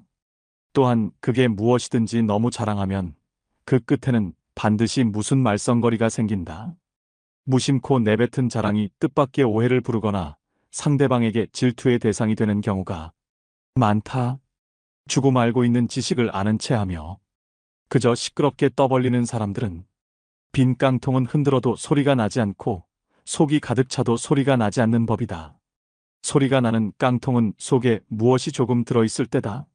사람도 아무것도 모르는 사람이나 많이 아는 사람은 아무 말을 하지 않지만, 무엇을 조금 아는 사람이 항상 시끄럽게 말을 많이 한다. 정원을 보면 그 집의 정원사를 알 수 있다. 인간은 모두 한평생을 살아가며 정원을 가꾸는 정원사와 같다. 정원에는 갖가지 수목이 우거지고 계절마다 어김없이 꽃을 피우는 꽃밭이 있다.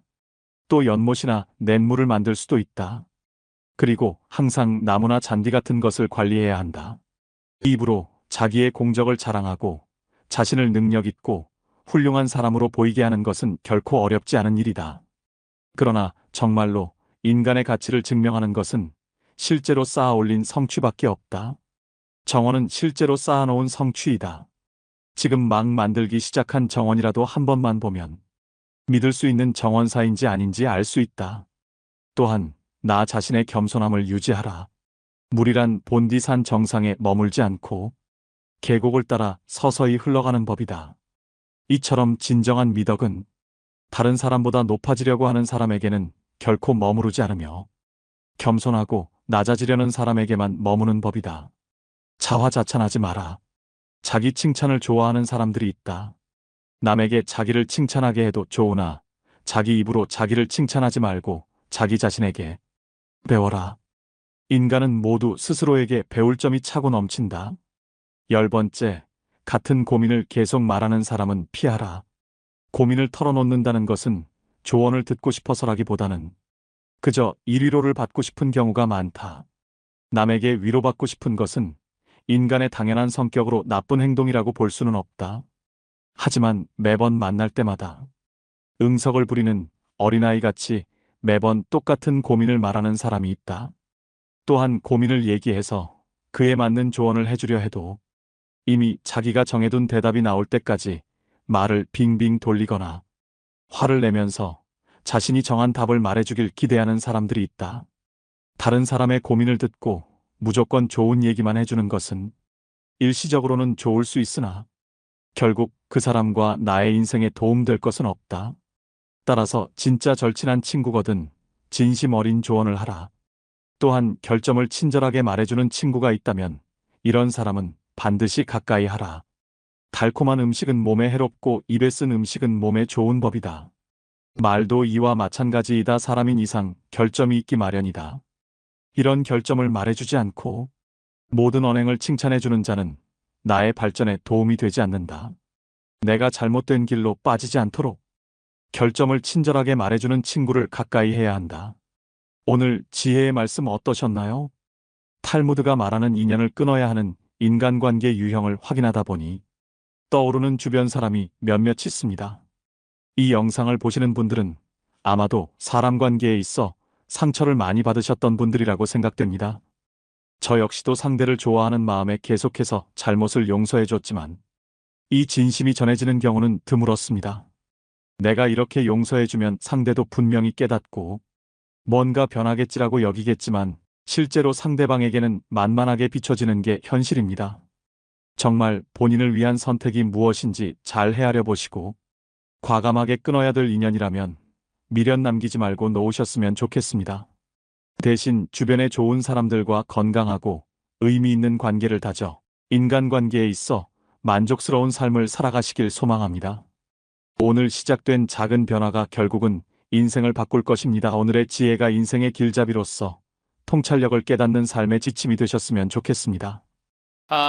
제가 여러분들한테 지금 죽음 껴안기라는 주제로 강의를 하고 있습니다.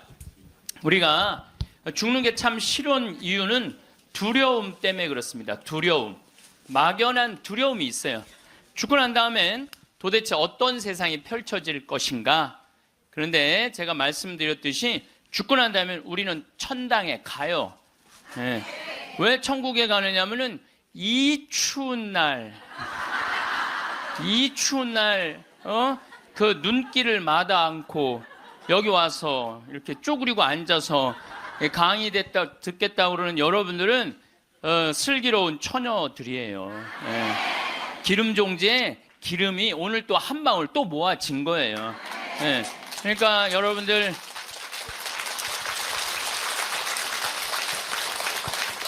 이제 죽는 거 싫어요? 좋아요? 좋아요. 좋아야 돼. 싫어하면 안 돼요. 예.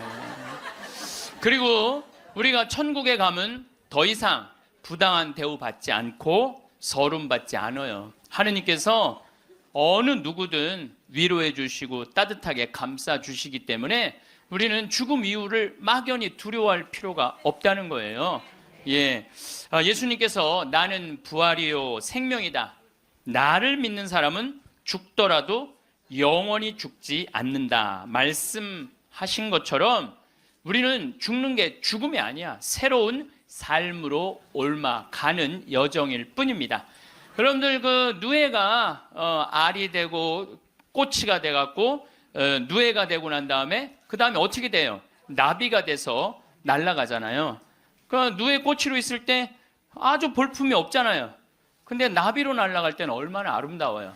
그러니까 우리가 천국에 가서는 지금 모습보다 훨씬 아름다울 거예요. 그랬더니 어떤 분이 딱 미국에서 강의를 하는데 맨 앞에서 강의를 열심히 듣던 분인데 굉장히 뚱뚱해요.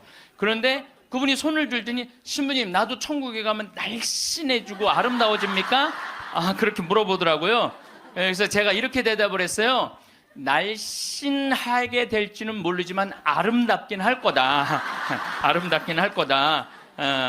어쨌든 우리가 두려움이 막연한 두려움이 있어요. 근데 하느님을 믿는 우리들은 죽는 것에 대한 두려움 가질 필요 없어요. 하느님께서 우리를 천국으로 초대해 주실 것이고 예수님이 뭐하러 그렇게 십자가에 힘들게 못 박혀 돌아가셨어요. 많은 사람들을 구원하시기 위하여 돌아가신 거예요. 여러분들은 그 부활신앙을 믿어야 돼. 우리 그리스도인들에게 최대의 신앙의 핵심은 부활신앙이에요. 내가 나비보다 훨씬 아름다운 모습으로 부활할 거라는 이 믿음. 그래도 죽는 게 싫어. 뭐 때문에 그래? 생이별 때문에 그래. 생이별. 아무리 죽어서 천당 간다 하더라도 이 세상에 죽으면 더 이상 사랑하는 아내 볼 수 없고 남편 볼 수 없고 자식 볼 수 없고 부모님 볼 수 없기 때문에 이 생이별, 죽음 때문에 생이별이 되는 거예요. 죽으면 더 이상 사랑할 수도 없고 사람으로서 도리도 못하고 내가 누리고 싶은 호강도 못 누리고 이 세상에서 고생만 하다가 죽는 게 싫은 거예요.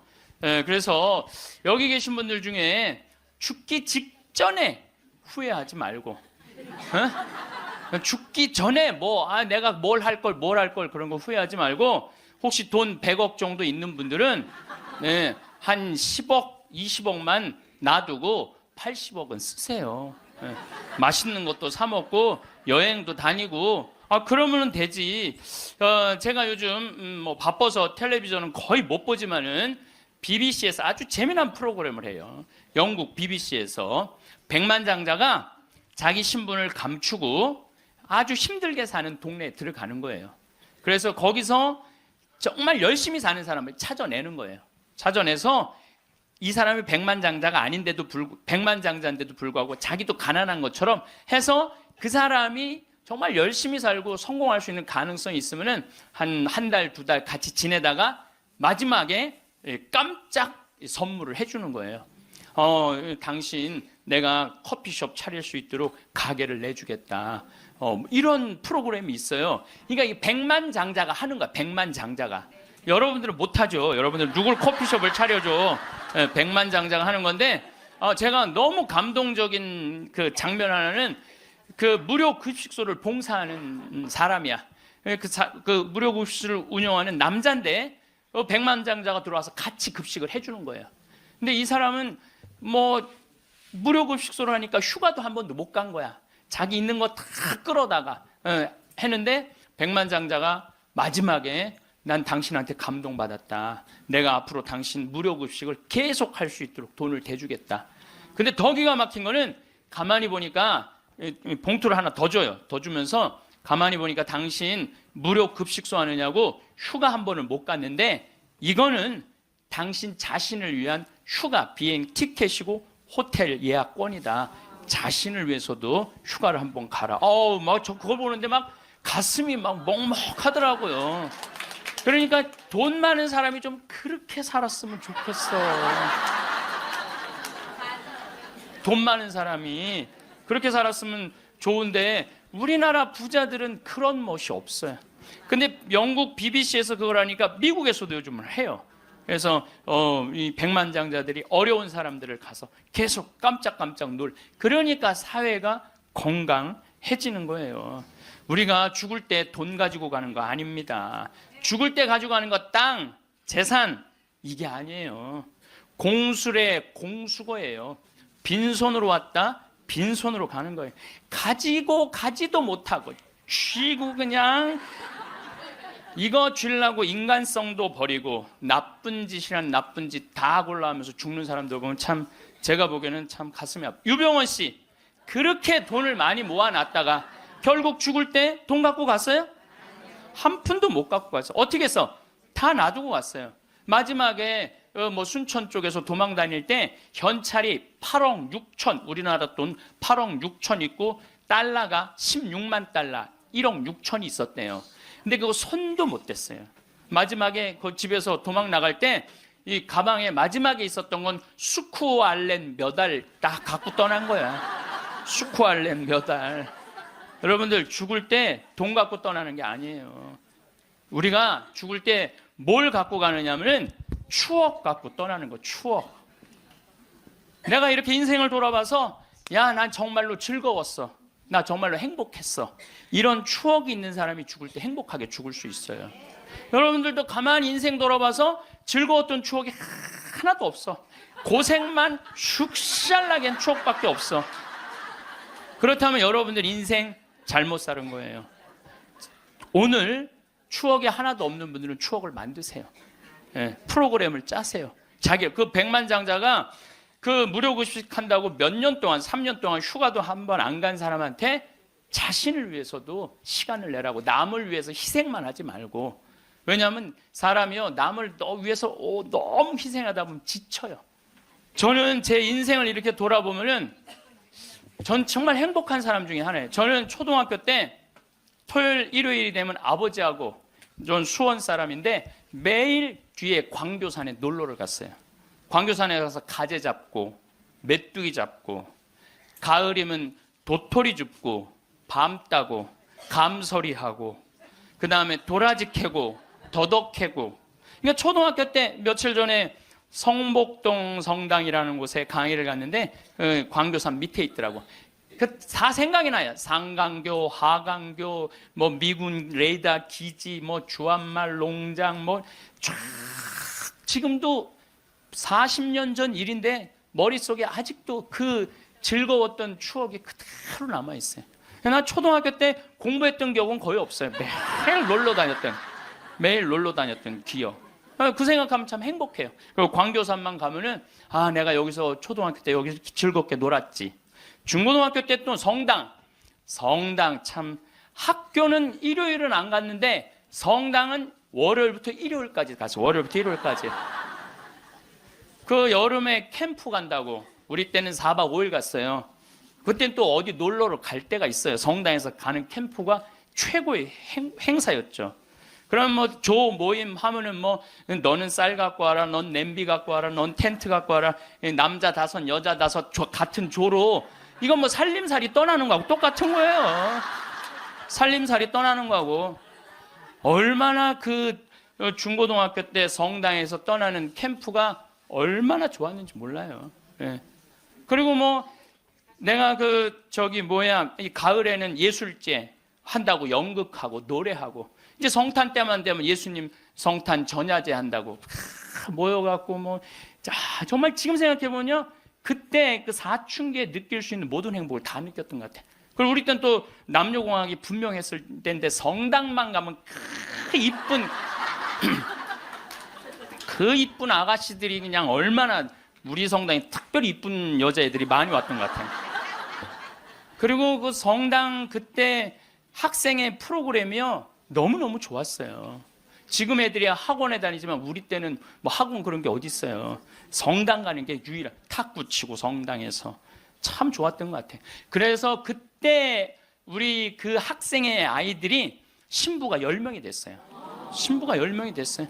그래갖고 지금 우리 교구에 뭐 사무처장, 관리국장, 사무국장 다 사목국장 우리 성당 출신 신부들이 다 하고 있어요. 다 하고 있어요. 그렇게 그때 그 신앙의 그 교육이 풍요로웠던 거죠. 예. 그리고 수녀님들도 많이 나오고 그 유명한 수녀님들 중에 하나는 또 누구냐면은 김혜윤 베아트릭스 수녀라고 성서 가르치는 수녀님 있잖아요. 뭐 같은 성당을 다녔지만 그 수녀님하고 우리는 질이 달랐어요. 그 수녀님은 공부를 너무너무 잘해갖고 전교 1등을 놓친 적이 우리는 저 밑에서 그냥 그 수녀님 나보다 1살 어리거든요. 그땐 참 예뻤는데 로마 유학 갔다 오더니 팍 늙어갖고 근데 지금도 이쁘다고 사람들은 그러긴 그러는데 그땐 참 예뻤어요 수녀님이. 그러니까 얼마나 그 공동체가 어제도 서울 둔총동 성당에 강의를 갔는데 그 나보다 한 2-3살 나이 많은 누나였는데 그때도 예뻤는데 지금 보니까 50, 한 4, 5이 됐는데 지금도 그렇게 이쁘더라고 그 누나가. 그래서 어제 너무 만나서 반가웠는데 그 누나도 아들이 지금 서울신학교 2학년 지금 다니고 있다는 거예요. 그러니까 신앙이 얼마나 좋았던 거예요. 그 공동체가. 그러니까 그 중고등학교 생각하면 나는 정말 행복한 사춘기를 보낸 거죠. 그래서 내가 제일 화려했을 때는 언제였느냐면은 신학교 때. 저는 방학이 싫었어요. 신학교 생활이 너무 재밌었어요. 먹여주지, 재워주지, 기도시켜주지, 철학 가르쳐주지, 신학 가르쳐주지, 성서 가르쳐주지. 이 신학교 교육이요, 내가 보기엔 이 교육 제도 중에 제일 좋은 것 같아. 그냥 좀 신학교 7년 참 행복하게 살았어요. 보좌 신부 때는 또 훌륭한 본당 신부님 모시고 우리 천주교 교우들은 보좌 신부들 이렇게 바라보는 눈이 사랑으로 꽉 차 있어. 그 느껴요. 이렇게 보면 보좌 신부 딱 보면 사랑으로 꽉 차 있어. 본당 신부 10년 동안 교우들이 참 내 말 잘 듣고 신부를 업고 살죠. 한국 천주교 교우들은.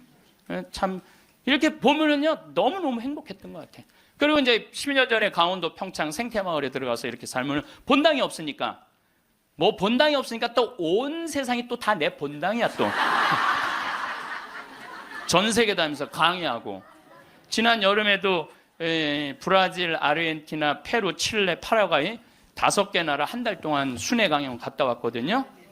페루 이제 뭐 얼마나 멀어요. 페루 갔더니 이제 강의 이제 2시간 끝났는데 거기 회장님들이 신부님 귀양 여기까지 왔으니 마추픽추 가자고.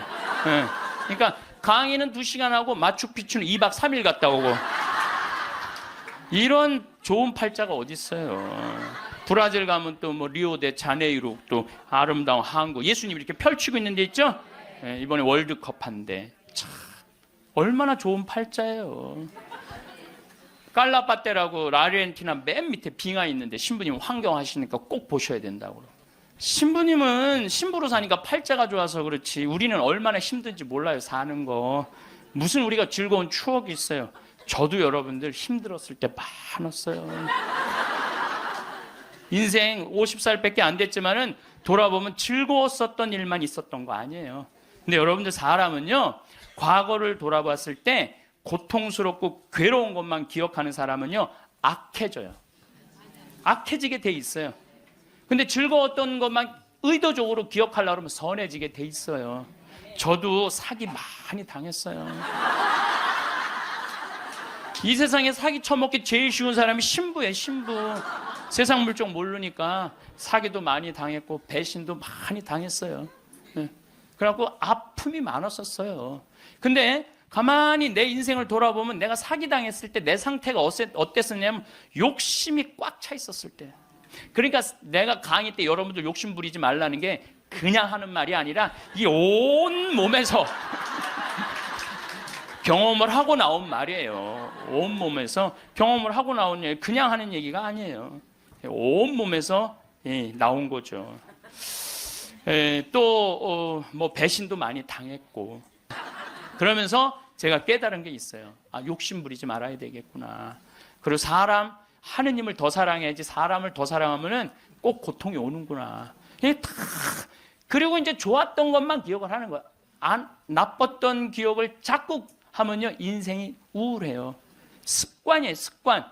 여러분들 그 불행한 사람들 며칠 전에 그 신문에 아주 재미난 게 나왔어. 불행한 사람 10가지 특징이 나왔어. 자신과 남의 단점만 본다. 불행한 사람들은요 자신과 남의 단점만 본대요. 그 다음에 두 번째, 변화시킬 수 없는 것에 대한 걱정을 한다. 그러니까 과거를 집착하는 거야. 과거에 내가 왜 그랬을까? 안 바뀌어요, 과거는. 그 다음에 쉽게 포기한다. 뭘 하다가 그냥 금방 포기하는 사람, 이 사람 불행해진다는 거죠. 운동을 하지 않는다. 운동하는 사람이 행복해요. 그래서 여러분들 꼭 운동하셔야 돼요. 그 다음에 성취 불가능한 목표를 세운다. 성취 불가능한 목표를 세운다. 건강에 좋지 않은 음식만 골라 먹는다. 그러니까 우리가 행복하려면 건강에 좋은 음식을 먹어야 돼. 우리 청국장 가루 같은 거, 이런 거. 얼마나 좋아요, 이 청국장 가루 같은 거. 나도 오늘 아침에 좀 일찍 나오는 바람에 청국장 가루를, 저는 그냥 제가 일어나자마자 제가 타 먹어요, 맹물에. 그걸 먹으면요 기분이 참 좋아요. 그리고 이제 요즘은 이제 시래기, 무청 있죠? 우리 생태마을에 그냥 온 생태마을에 무청이 널려 있어요 지금. 그걸 보고 있으면 기분이 좋아요. 그 시래기 탁 삶아갖고 무쳐갖고 밥을 비벼 먹으면, 우리 생 청국장에다 밥을 비벼 먹으면 너무 맛있어. 잠을 충분히 자지 않는다. 불행한 사람들. 인터넷에 갇혀 산다. 남에 대해 험담, 부정적인 말만 한다. 불행한 사람들은 이런 다 기미가 있어요. 그 다음에 마지막에 용서하기를 거부한다. 난 절대 용서할 수 없어.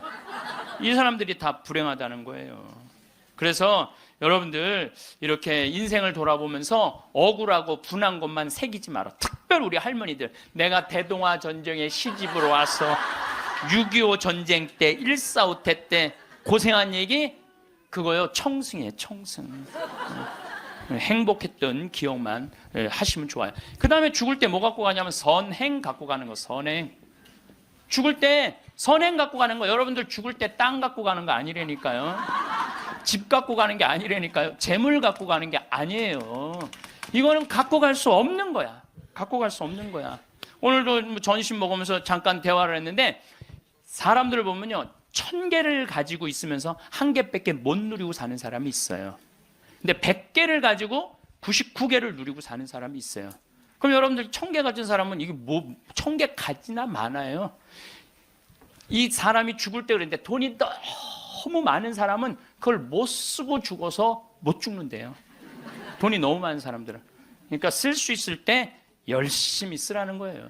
두 번째로는 선행이야. 마태복음 25장에 예수님이 이런 얘기를 합니다. 오른쪽에는 양, 왼쪽에는 염소를 갈라놓고 이런 얘기를 해요. 내 오른쪽에 있는 사람들한테 내 아버지의 복을 받은 이들아, 와서 세상 창조 때부터 너희를 위하여 준비한 나라를 차지하여라. 너희는 내가 굶주렸을 때 먹을 것을 주었고 내가 목말랐을 때 마실 것을 주었으며 감옥에 갇혔을 때 찾아주었다. 그럼 의인들이 이렇게 말할 것이다. 주님, 저희가 언제 주님께서 굶주리신 것을 보고 먹을 것을 드렸고 목마르신 것을 보고 마실 것을 드렸습니까?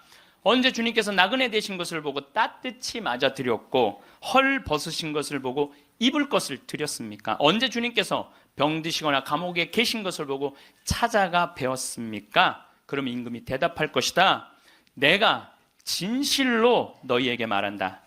너희가 내 형제들인 이 가장 작은 사람. 여러분들, 그래서 저는 이 단어를 참 요즘 많이 묵상을 해요. 내가 만나는 사람들 중에 작은 이들 가운데 한 사람에게 해준 것이 곧 나에게 해준 것이다. 얼마 전에 우리 아파트 경비병이 분신자살해서 세상을 떠났잖아요.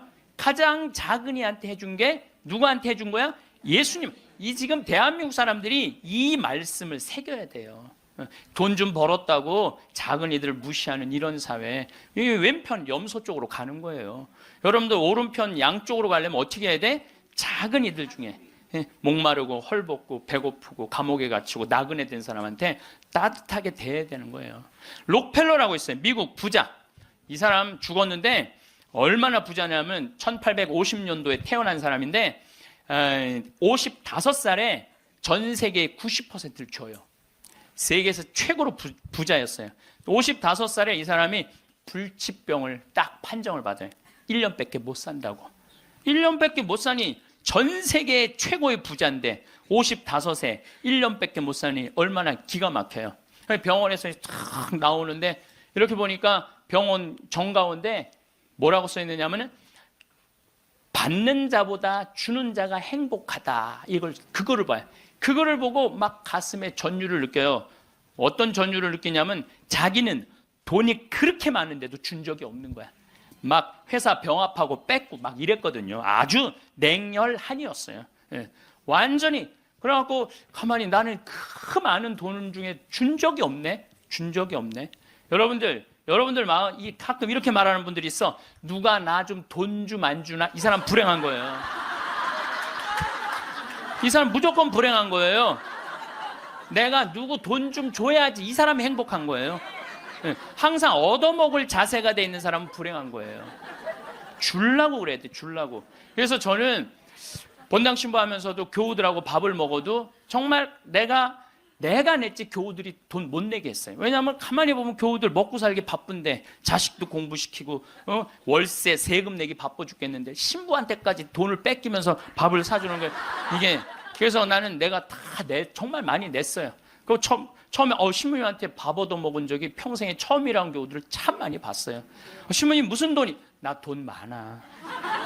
나는 강사료도 많고 인세가 또 많이 들어오잖아요. 나는 인세도 많이 들어오고 그래서 난 많으니까 걱정하지 마라. 그래갖고 난 다 사줬어요. 그래도 난 내 주머니에 한 번도 돈이 떨어져 본 적이 없어요. 이게 언제 들어오냐면 내 영명 축일 때 다 들어온다니까요. 내 영명 축일 때. 그리고 예수님이 뭐라고 그러냐면 5,000명 빵 먹일 때 너희들이 줘라. 그러니까 제자들이 이제 이 많은 사람들 어떻게 우리가 주냐 그러니까 예수님이 이런 말을 해요. 너희가 거저 받았으니 거저 주어라. 참 이 말이 전 좋아요. 우리가 나누지 못하기 때문에 인생이 괴로운 거죠. 그래갖고 록펠러가 나는 이렇게 많이 줄 수 있는데 내가 하나도 못 주고 죽는구나. 근데 마침 그 병원에서 호텔 로비에서 딸아이 입원비가 없어갖고 막 병원 사람들한테 제발 내 딸 좀 입원 시켜달라고 막 울며 불며 매달리는 엄마를 봐요. 록펠러가 그걸 보고 비서를 시켜서 병원비를 대주라고. 병원비를 대줬는데 그 소녀가 기적같이 나요. 록펠러가 너무너무 행복한 거야. 야, 나도 이렇게 나누니까 이렇게 좋으네? 내가 남은 1년 동안 나눠야 되겠다. 그래서 막 시카고 대학도 세우고 병원 한 2,000개 세우고 도서관도 세우고 고아원도 세우고 그 남은 시간 동안 돈이 많으니까 엄청나게 나누기 시작을 했어요.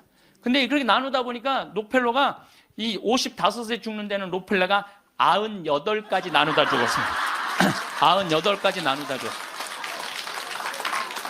그러면서 죽으면서 록펠러가 이런 얘기를 해요. 어떤 얘기를 하느냐면 내가 쥐려고 그랬던 55년은 쫓기고 살았다는 거예요. 인생을.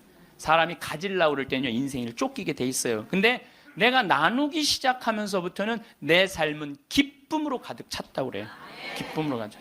그래서 여러분들 신부님 저는 주머니에 돈 한 푼도, 돈이, 부처님이 그랬잖아요. 나눠라 그러니까 저는 부처님 아무것도 가진 게 없습니다. 부처님이 뭐라 그래요? 왜 네가 가진 게 없냐? 네가 사람들하고 대화할 때 따뜻하게 웃어주는 것도 나누는 거다. 누가 사람이 얘기를 할 때 네가 자세를 낮추고 경청하는 것도, 그것도 나누는 거다. 공손한 것도 나누는 거다. 여러분들 꼭 돈으로 나눠야 돼? 아니에요. 마음으로도 얼마든지 우리가 나눌 수가 있는 거예요. 저는 지난 월요일 날 너무너무 놀란 사건이 있었어요. 이게 참 신기해요. 성남에 사는 할머니, 할머니도 나이가 85, 할아버지는 90인데 나한테 40억을 들고 왔어요. 그래갖고 교구청에서 아주 서류를 다 해놨어. 법무사까지 다 와서 다. 그래서 어저께 그러니까 월요일 날 40억을 기증을 받았어요. 할머니가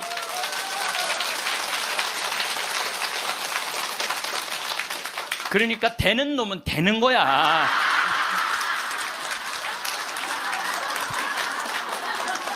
그래서 할머니한테 물어봤어요. 이 많은 돈을 왜 나한테 기증을 하느냐? 그랬더니 신부님 제가 강의를 듣는데 신부님이 잠비아에 농업대학을 세우고 싶다고 그런 게 있는데, 대학을 세우는 건 또 내가 잠비아 농장 꾸미는 거하고는 또 다르잖아요.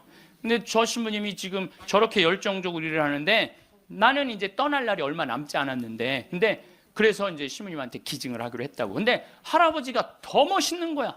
멋있냐? 나한테 기증서 마지막 서류 등기 다 해갖고 왔어. 그래갖고 근데 지문이 안 나오는 거야. 나이가 많으시니까. 난 또 월요일날 처음 알았어요. 여러분들 좀 기증하려면 조금 젊었을 때 지문 나올 때 하세요. 지문 나올 때. 지문이 안 나오는데 한 10번을 하는데 10번 다 기쁘게 하시더라고요. 근데 할아버지가 이런 말씀을 하세요. 이제야 좀 마음이 홀가분하다고. 그러면서 할아버지가 이런 말씀을 하세요. 그 아프리카에 굶는 사람들을 보면 너무 가슴이 아픈데 그냥 빵을 주는 건 큰 의미가 없다는 거예요. 그 빵을 만들 수 있는 사람을 키워내는 일이 더 중요하다는 거예요. 그래서 이제 그걸 이제 받아서 이제 제가 이제 또 숙제가 하나 생겼죠. 근데 신부님 왜 그렇게 좋아하세요? 신부님 주머니에 한 푼도 안 들어가는데. 왜냐하면은 우리 천주교가 그런 건 참 좋아요. 누가 기증을 받아도 내 이름으로 받을 수가 없어. 신부 이름으로. 그러니까 교구청 법인으로 받는 거야. 그러니까 내가 어떻게 해먹으려고 그래도 해먹을 수가 없어.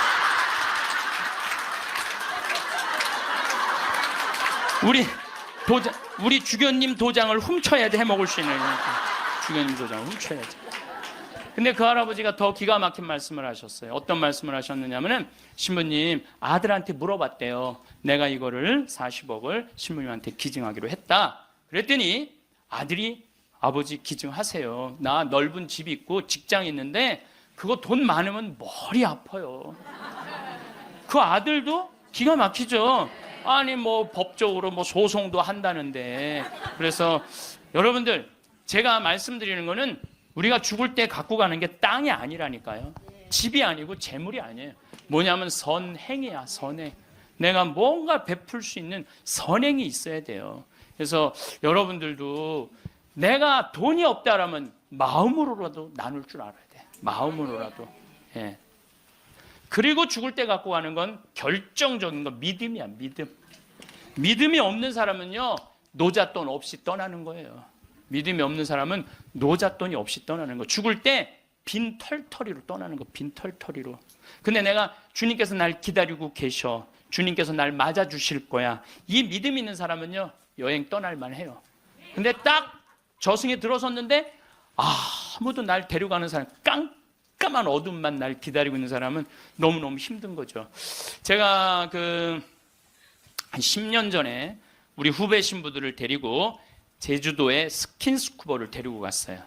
바다에 들어가는 거. 근데 한 6, 7명 신부들하고, 지구 신부들하고 갔는데, 문섬, 새끼섬, 서귀포 쪽에 거기가 참 아름다워요. 근데 이제 그 신부들은 초보니까 강습을 받고 나는 좀 할 줄 아니까 새끼섬에 바다에 이렇게 들어가서 이제 혼자 절대 가면 안 되는데 그래도 이제 혼자 이렇게 좀 옆에 이제 강습하는 거 보고 혼자 이렇게 돌았어요. 근데 그 신부 중에 하나가 물 공포증 있는 신부가 있어요. 너는 여기서 낚시만 해. 그래갖고 이제 그 신부는 위에서 낚시를 하고 있는데 나는 이제 바다에 들어 물고기가 얼마나 많은지 몰라요. 돌돔 하여튼 물고기가 얼굴을 치고 지나갈 정도로 물고기가 많아요. 바다에 들어가 보면은. 그래갖고 이제 한 바퀴 한 30분 이제 다이빙을 하고 나와서 그 후배 신부한테 물어봤어요. 물고기 좀 잡았어? 이 신부가 한다는 얘기가 신부이 한 마리도 없나 봐요. 30분 동안 한 마리도 못 잡았어요. 그러는 거예요. 그 많은 물고기를 두고 그 위에서 낚시하는 사람은 한 마리도 없는 줄 알고 그냥 계속 한 마리도 없다고 투정을 부리더라고요. 신앙생활도 똑같아요. 신앙생활도 내가 하느님을 믿고 하느님 안으로 빠져들면은요, 그 안에는 온 세상이 하느님의 섭리야. 하느님의 손길이고 하느님의 사랑이야. 근데 많은 사람들은 그 물속에 뛰어들지 않아요. 뛰어들지 않고 바깥에서 있는 거야, 없는 거야. 하느님 계신 거야, 안 계신 거야. 이러고 있으니까 잡아요, 못 잡아요? 못 잡아요. 여러분도 오늘도 야 명동에 오늘 그 신부님 강의 간대자 가자. 데리고 올라오면 아유 뭘 가, 니네나 가. 난 나중에 기회 되면 갈게. 그 사람은요 못 잡는 거예요. 물고기를 못 잡는 거예요. 얼마나 하느님 안에 들어가면은 신앙의 보물이 얼마나 많은데. 또 우리 보자 신부님이 그런 얘기를 해요. 보자 신부님이 자기 낚시를 참 좋아해요. 우리 보자 신부님이. 근데 신부님 강론 때 그러더라고요. 보면은 아무리 물고기가 안 나와도 한 자리에서 4시간, 5시간 앉아있으면 결국은 나올 때 되면 밑밥을 뿌리면은 나올 때 되면 엄청나게 나온다는 거예요. 우리 보자 신부님이 우리 조카 며느리 아이가 아기를 가져갖고 잉어를 좀 해달라는 거예요. 가면 막 이렇게 잡아오는 거예요. 어떻게 이렇게 재주가 좋으냐 그러니까 신부님이 한 자리에 계속 있으면 잡는다는 거예요. 한 자리에 계속 있으면은. 근데 자기가 낚시터에 가보면 한 마리도 못 잡아가는 사람이 있대. 어떤 사람이냐면 1시간씩 옮기는 사람이에요. 이 사람은 하나도 못 잡고 가는 거야. 하나도 못 잡고. 그래서 신앙도 꾸준한 사람이, 변함이 없는 사람이 엄청난 보화를 끌어올릴 수 있는 거예요. 그래서 우리 죽을 때는 추억, 선행, 믿음 갖고 가는 거예요. 집 갖고 가는 게 아니라니까요. 어쨌든 내가 지난 2월 달에 이제 성주순례 이제 가서 이제 갈릴레아 호수를 도는데 그 갈릴레아에서 3일을 머물었어요. 갈릴레아가 신앙의 유산이 너무 많아요. 5,000명 먹이신 빵의 기적도 갈릴레아 호수에서 했지. 산상 설교도 갈릴레아에서 했지. 풍랑 걸은 데도 갈릴레아지. 제자들하고 예수님하고 만난 데도 갈릴레아지. 얼마나 많아요. 그러니까 거긴 3일을 머물렀죠. 3일을 머물고 이제 저녁에 이제 모여갖고 80명 순례자들한테 오늘 느낀 신앙의 감동을 나눔 얘기를 하자고 그랬어요. 근데 참 우리 천주교 신자들은 이상하죠. 말 그렇게 잘하다가도 말씀 나누게 하자 그러면 입을 다물어. 말씀 나누게 하자고. 내가 아는 몇몇 연예인도 있으면 연예인들을 만나고 얘기를 하면 신앙이 너무너무 좋아요. 그런데 방송에만 나가면 절대 말 안 해. 신앙에 대해서. 신기해. 개신교 성도들은 간증하라고 그러면 그냥 뛰어나고 서로 하려고 그러는데 우리는 그냥 잘 놀다가도 자 지금부터 말씀 나누기 전에 내가 묵상을 했어요. 왜 우리 천주교 교우들이 이렇게 입이 무거운가. 내가 묵상을 했어요. 답을 찾아냈어요. 요셉 성인 닮아서 입이 무거운 거. 요셉 성인 닮아서. 요셉 성인이 참 입이 무거워요. 보면은 아니 장가를 가려고 딱 했는데 마리아가 애를 배 갖고 온 거야. 기가 막히잖아요. 나는 손도 잡은 적이 없는데 그럼 일반 사람이면 뭐라 그럴 거냐. 친구들한테 야 얘기 좀 하자. 야 난 너무 고민이 있어. 아니 마리아가 결혼도 하기 전에 애를 배웠네. 이거 어떻게 하면 좋지? 분명히 이렇게 얘기했을 거예요. 근데 요셉 성인은 아무한테도 말하지 않고 혼자 파혼하기로 혼자만 마음속으로 생각을 해. 우리 천주교 교우들하고 똑같은 거예요. 12살 때 예수님 3일 동안 잃었다가 3일 만에 찾았어. 그래서 3일 동안 근데 나는 요셉 성인도 참 대단해요. 내 애도 아니고. 그렇잖아요. 내 애도 아니고. 마누라도 내 마누라도 아니야. 사실은 그렇잖아요. 그런데 그 아이하고 그 엄마를 12년 동안 책임졌다는 건요. 보통 사람 아니면 못해요. 참 무직한 분이죠. 근데 3일 만에 잃어버렸는데 얼마나 애가 타게 찾았겠어요. 찾고 난 다음에 성모님이 얘야, 네 아버지와 내가 너를 얼마나 찾았는지 모른다. 나는 이 말도 참 묵상을 많이 하는 말 중에 하나예요. 성모님도 시집을 막상 오긴 왔는데 뱃속에 아기가 있이 들어왔으니 얼마나 미안해요. 그러니까 항상 요셉성인한테 미안한 마음이 있었던 것 같아. 그래서 여러분들 3일 만에 잃었던 애를 찾았어. 그럼 여러분들 뭐라 할까? 이놈의 새끼 내가 너 얼마나 찾았는지 알아? 분명히 이랬을 거야. 근데 성모님은 자기를 먼저 내세우지 않았어요. 자기 아이임에도 불구하고 얘야, 네 아버지와 내 남편을 인정해 준 거죠. 남편을 존중해 준 거죠. 네 아버지와 내가 너를 얼마나 찾았는지 모른다. 그런데도 요셉 성인은 아무 말도 안 해. 한마디도 안 해. 찾았으면 됐지 뭐 이거죠. 한마디도 안 해요. 내가 이번에 성주순례 가서도 너무 많은 걸 느꼈는데 그 대학생이야. 대학생이 엄마 아빠를 따라온 거야. 인천공항이 딱 나를 바라보는 눈빛이 흰 눈동자 95% 까만 눈동자. 너 때문에 내가 여기 따라왔다. 근데 이 친구가 성주순례를 하루를 걷더니 이틀을 걷더니 눈빛이 바뀌는 거예요. 그러면서 마지막엔 이 친구가 이런 말을 하더라고요. 신부님, 저는 가슴이 지금 터질 것 같이 행복하다는 거예요. 살아계신 예수님을 만나서 가슴이 터질 것 같이 행복하다는 거예요. 그리고 그 친구는 엄마 아빠가 길을 잃고 공부 굉장히 잘하는 아이였어요. 근데 지금 의대 공부를 한대요. 내가 아프리카에 좀 가서 봉사 좀 하자 그랬더니 그러니까 길을 찾은 거지. 그러니까 여러분들 제발 좀 죽기 전에 가지 말고 언제 가? 지금 가세요. 지금 가세요. 사람에게 휘둘리지 않고 현명하게 세상을 사는 방법은 무엇일까요? 어떤 사람들과 인간관계를 형성하고 있는지에 따라 삶의 행복도가 달라집니다. 불편하고 불필요한 인간관계는 억지로 끌어안고 있지 말아야 합니다. 이쯤 살고 보니 어떤 사람들을 내 주변에 두지 말아야 하는지가 조금은 보입니다. 특히 호의를 권리로 아는 사람들은 상대방의 배려심을 악의적으로 이용하면서 하나를 받으면 둘을 바라고 9을 받으면 10을 바랍니다. 상대방의 호의에 감사할 줄 모르고 바라기만 하는 전형적인 나쁜 사람들입니다. 인간은 혼자서는 아무것도 할 수 없는 존재입니다. 즉, 모든 것은 관계에서 시작되는 법입니다. 그러나 나보다 나을 것이 없고 내게 알맞은 벗이 없을 땐 차라리 혼자 선한 생활을 하는 편이 낫습니다. 그 사람이 설령 가족이라도 오래된 친구라도 관계를 정리해야 될 수도 있습니다. 오늘의 지혜는 나에게 악영향을 미치는 사람을 알아보는 방법입니다. 영상을 끝까지 시청하셔서 여러분은 어리석은 사람의 길동무가 되지 않으시길 바랍니다. 첫 번째, 지갑을 안 들고 다니는 사람은 피하라. 인간관계에서는 여러 사람이 있지만 만났을 때 처음 내뱉는 말이 돈 없어라고 말하는 사람들이 있다. 만약 정말 형편이 좋지 않다면 그런 것은 얼마든지 이해할 수 있다. 하지만 그들을 살펴보면 평소 자기가 하고 싶은 것들은 모두 누리고 삶을 즐기면서도 유독 사람을 만날 때만 되면 돈이 없다 말하고 밥을 얻어먹거나 무언가 부탁을 한다면 그 인간관계는 오래 갈 수 없으니 일찌감치 정리하는 것이 이롭다. 인간관계에서는 서로가 서로에게 잘해야만 그 관계가 오래 유지될 수 있음에도 상대방은 나를 이용하려 하고 있으니 결코 좋은 인간관계가 이루어질 수 없다.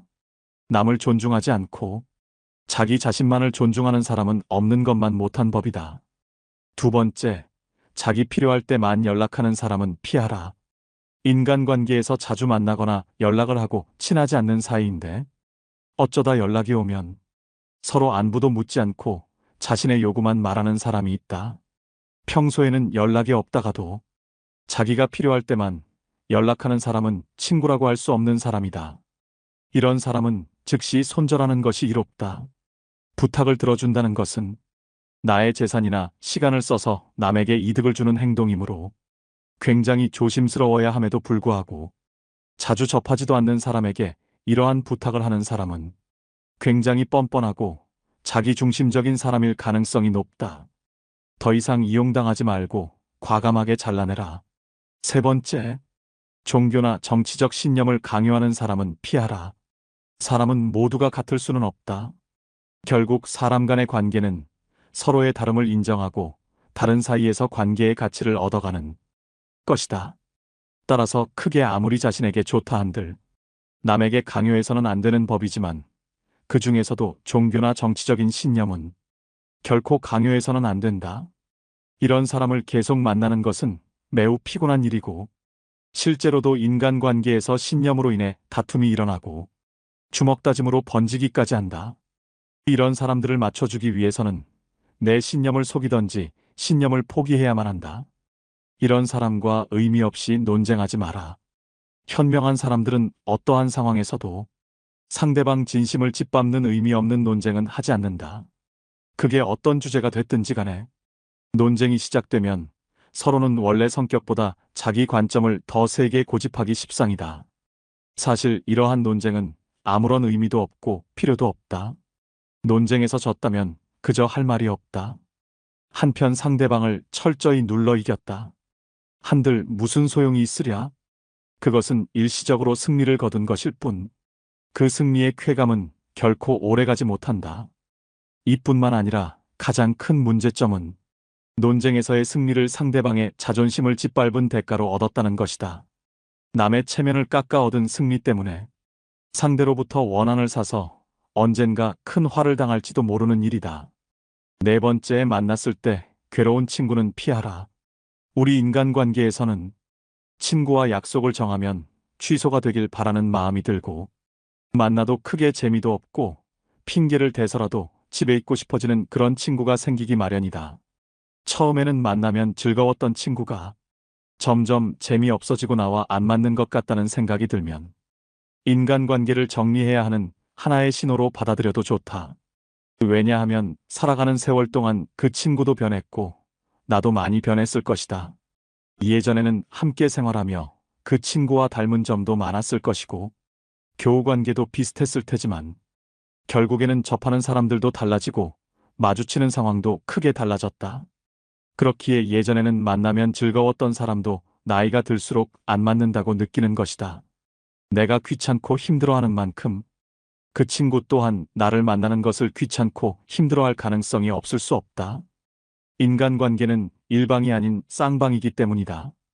따라서 그와 나 자신을 위해서라도 조금씩 연락을 멀리하며 서서히 거리를 두는 것이 어떨지 진지하게 고민해보는 것이 좋다.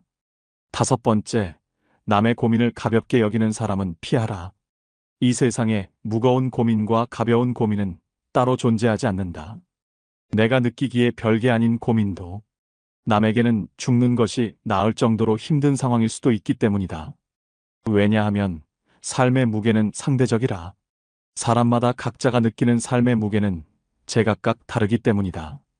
이러한 사실에도 불구하고 항상 자신의 고민만 중요하고 남의 고민 앞에서는 그런 거 가지고 뭘 그러냐는 태도로 일관하거나 남의 고민을 두고 너가 멘탈이 약해서 그래라는 둥 배려가 없이 자기 하고 싶은 대로 말하는 친구와는 계속해서 고민을 나누거나 기쁨을 나눌 필요가 없다.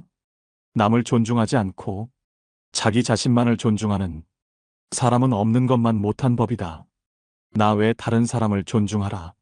상대방이 어떤 사람이든 그 사람을 고유의 인격체로서 존중해 주어야 그 사람의 마음을 열 수 있다. 아주 어린 아이조차도 자신을 존중하는지 아닌지를 100% 직감할 수 있거늘 사람 간의 기본적인 존중이 없는 사람이 세상에는 정말 많다. 남을 존중하는 가장 쉬운 방법은 그 사람에게 마음을 표현하는 것이다. 마음을 표현하지 못하는 사람은 가깝게 두지 말고 내 자신이 그렇다면 고쳐라. 고마우면 고맙다고, 미안하면 미안하다고 큰 소리로 말하는 것이 올바른 인간관계의 기본인 법이다. 감사할 때 마음으로 고맙다고 생각하는 것은 감사 인사가 아니다. 남이 내 마음속까지 읽을 만큼 한가하지 않다. 감사를 표현하지 않는 사람을 멀리하고, 나 역시 남들에게 감사를 표현하라. 남의 즐거운 점을 보거든 같이 기뻐해주고, 남의 슬픔을 보거든 그를 위로해 주어라. 남의 고통을 즐거워하는 자가 있다면 존중이 없는 자이다. 남의 부덕한 행위를 기뻐하는 것은 부덕한 행위 그 자체보다 더 나쁘고 교활한 행위이다. 다른 사람의 고통과 불행을 즐거워해서는 안 된다.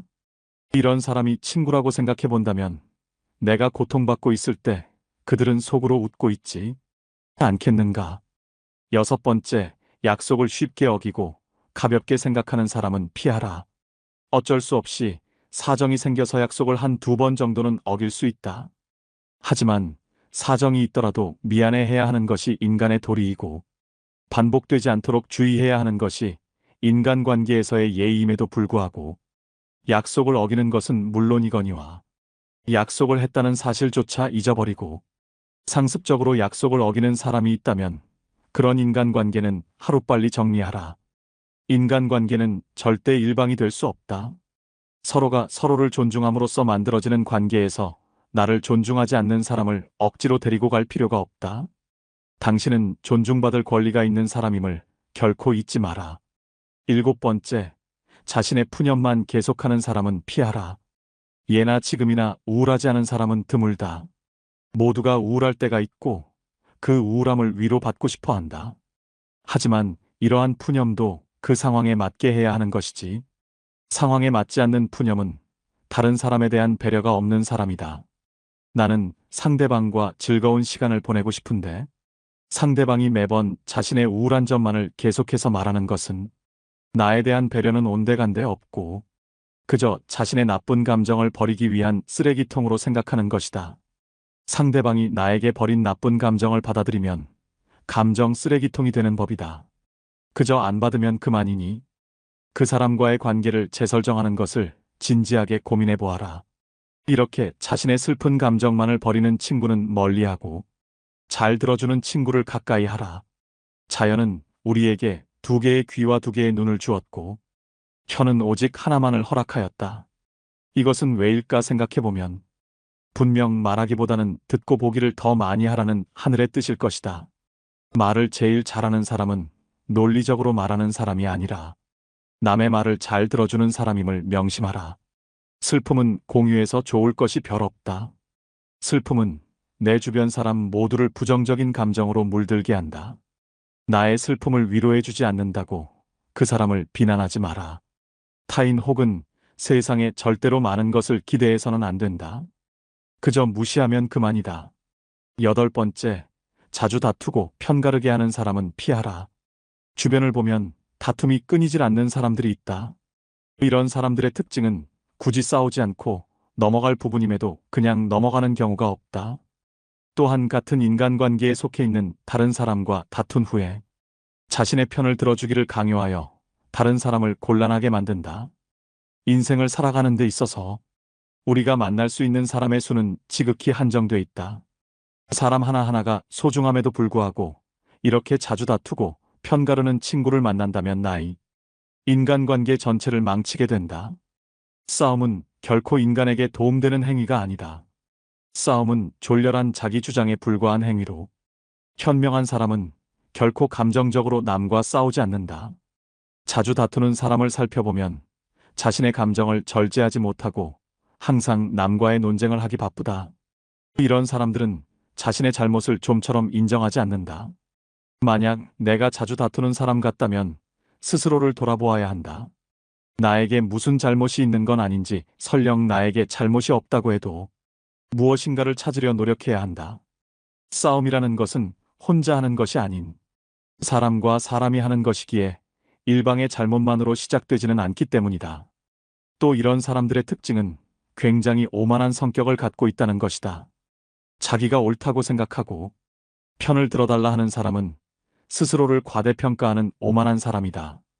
자기 의견을 다른 사람에게 강요하는 것은 옳은 사람이 아닌 그저 억지 부리는 사람일 뿐이다.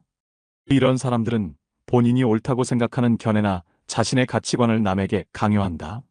하지만 강요받는 쪽도 자신의 의견이 있고 옳다고 생각하는 것이 있는 법이다. 다른 사람의 의견을 무시하고 자기 의견이나 방법을 남에게 강요하는 사람은 자신의 우월성을 과시하고 싶거나 자신의 불안감을 없애려는 욕망을 가졌을 가능성이 있다. 이런 사람들의 특징은 왜 저런 착각을 할까? 혀를 내두를 정도로 본인의 능력이나 외모를 실제보다 높이 평가하는 경향이 있다. 특히 불안이나 공포로부터 스스로를 지키기 위해 자신을 과대평가하는 사람은 자기애가 상처 입지 않도록 자신을 지키는 벽을 치는데, 그로 인해 눈앞의 현실을 직시하지 못하고 현실적인 판단도 할 어쩔 수 없게 되는 법이다. 9번째, 과도하게 차기 자랑하는 사람은 피하라. 마치 자신의 우위를 과시하는 것처럼 다른 사람을 얕보고 만나면 자기 자랑만 늘어놓는 사람이 있다. 자랑거리는 자신의 입에서 나오면 오만한 사람이 될 뿐이다. 자랑 중에서도 가장 쓸데없는 자랑은 자신의 잘 나갔던 과거를 자랑하는 것이다. 옛날 이야기밖에 가진 것이 없을 때 사람은 처량해지는 법이다. 행복하고 가치 있는 삶을 사는 지혜는 지금 가지고 있는 것을 즐기는 것이다. 과거를 너무 많이 자랑하는 사람치고 지금의 삶이 행복한 사람을 본 적이 없고 행복한 미래를 그리는 것 또한 본 적이 없다. 또한 그게 무엇이든지 너무 자랑하면 그 끝에는 반드시 무슨 말썽거리가 생긴다. 무심코 내뱉은 자랑이 뜻밖의 오해를 부르거나 상대방에게 질투의 대상이 되는 경우가 많다. 주고 말고 있는 지식을 아는 체하며 그저 시끄럽게 떠벌리는 사람들은 빈 깡통은 흔들어도 소리가 나지 않고 속이 가득 차도 소리가 나지 않는 법이다. 소리가 나는 깡통은 속에 무엇이 조금 들어있을 때다. 사람도 아무것도 모르는 사람이나 많이 아는 사람은 아무 말을 하지 않지만 무엇을 조금 아는 사람이 항상 시끄럽게 말을 많이 한다. 정원을 보면 그 집의 정원사를 알 수 있다. 인간은 모두 한평생을 살아가며 정원을 가꾸는 정원사와 같다. 정원에는 갖가지 수목이 우거지고 계절마다 어김없이 꽃을 피우는 꽃밭이 있다. 또 연못이나 냇물을 만들 수도 있다. 그리고 항상 나무나 잔디 같은 것을 관리해야 한다. 입으로 자기의 공적을 자랑하고 자신을 능력 있고 훌륭한 사람으로 보이게 하는 것은 결코 어렵지 않은 일이다.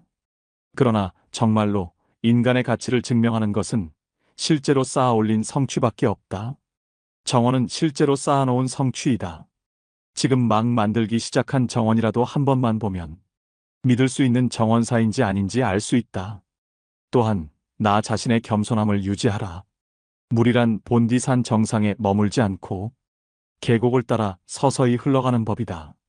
이처럼 진정한 미덕은 다른 사람보다 높아지려고 하는 사람에게는 결코 머무르지 않으며 겸손하고 낮아지려는 사람에게만 머무는 법이다. 자화자찬하지 마라. 자기 칭찬을 좋아하는 사람들이 있다. 남에게 자기를 칭찬하게 해도 좋으나 자기 입으로 자기를 칭찬하지 말고 자기 자신에게 배워라. 인간은 모두 스스로에게 배울 점이 차고 넘친다. 10번째, 같은 고민을 계속 말하는 사람은 피하라. 고민을 털어놓는다는 것은 조언을 듣고 싶어서라기보다는 그저 일위로를 받고 싶은 경우가 많다. 남에게 위로받고 싶은 것은 인간의 당연한 성격으로 나쁜 행동이라고 볼 수는 없다. 하지만 매번 만날 때마다 응석을 부리는 어린아이같이 매번 똑같은 고민을 말하는 사람이 있다. 또한 고민을 얘기해서 그에 맞는 조언을 해주려 해도 이미 자기가 정해둔 대답이 나올 때까지 말을 빙빙 돌리거나 화를 내면서 자신이 정한 답을 말해주길 기대하는 사람들이 있다. 다른 사람의 고민을 듣고 무조건 좋은 얘기만 해주는 것은 일시적으로는 좋을 수 있으나 결국 그 사람과 나의 인생에 도움될 것은 없다. 따라서 진짜 절친한 친구거든 진심 어린 조언을 하라. 또한 결점을 친절하게 말해주는 친구가 있다면 이런 사람은 반드시 가까이 하라. 달콤한 음식은 몸에 해롭고 입에 쓴 음식은 몸에 좋은 법이다. 말도 이와 마찬가지이다. 사람인 이상 결점이 있기 마련이다. 이런 결점을 말해주지 않고 모든 언행을 칭찬해주는 자는 나의 발전에 도움이 되지 않는다. 내가 잘못된 길로 빠지지 않도록 결점을 친절하게 말해주는 친구를 가까이 해야 한다. 오늘 지혜의 말씀 어떠셨나요? 탈무드가 말하는 인연을 끊어야 하는 인간관계 유형을 확인하다 보니 떠오르는 주변 사람이 몇몇 있습니다. 이 영상을 보시는 분들은 아마도 사람 관계에 있어 상처를 많이 받으셨던 분들이라고 생각됩니다. 저 역시도 상대를 좋아하는 마음에 계속해서 잘못을 용서해줬지만 이 진심이 전해지는 경우는 드물었습니다. 내가 이렇게 용서해주면 상대도 분명히 깨닫고 뭔가 변하겠지라고 여기겠지만 실제로 상대방에게는 만만하게 비춰지는 게 현실입니다. 정말 본인을 위한 선택이 무엇인지 잘 헤아려 보시고 과감하게 끊어야 될 인연이라면 미련 남기지 말고 놓으셨으면 좋겠습니다. 대신 주변에 좋은 사람들과 건강하고 의미 있는 관계를 다져 인간관계에 있어 만족스러운 삶을 살아가시길 소망합니다. 오늘 시작된 작은 변화가 결국은 인생을 바꿀 것입니다. 오늘의 지혜가 인생의 길잡이로서 통찰력을 깨닫는 삶의 지침이 되셨으면 좋겠습니다.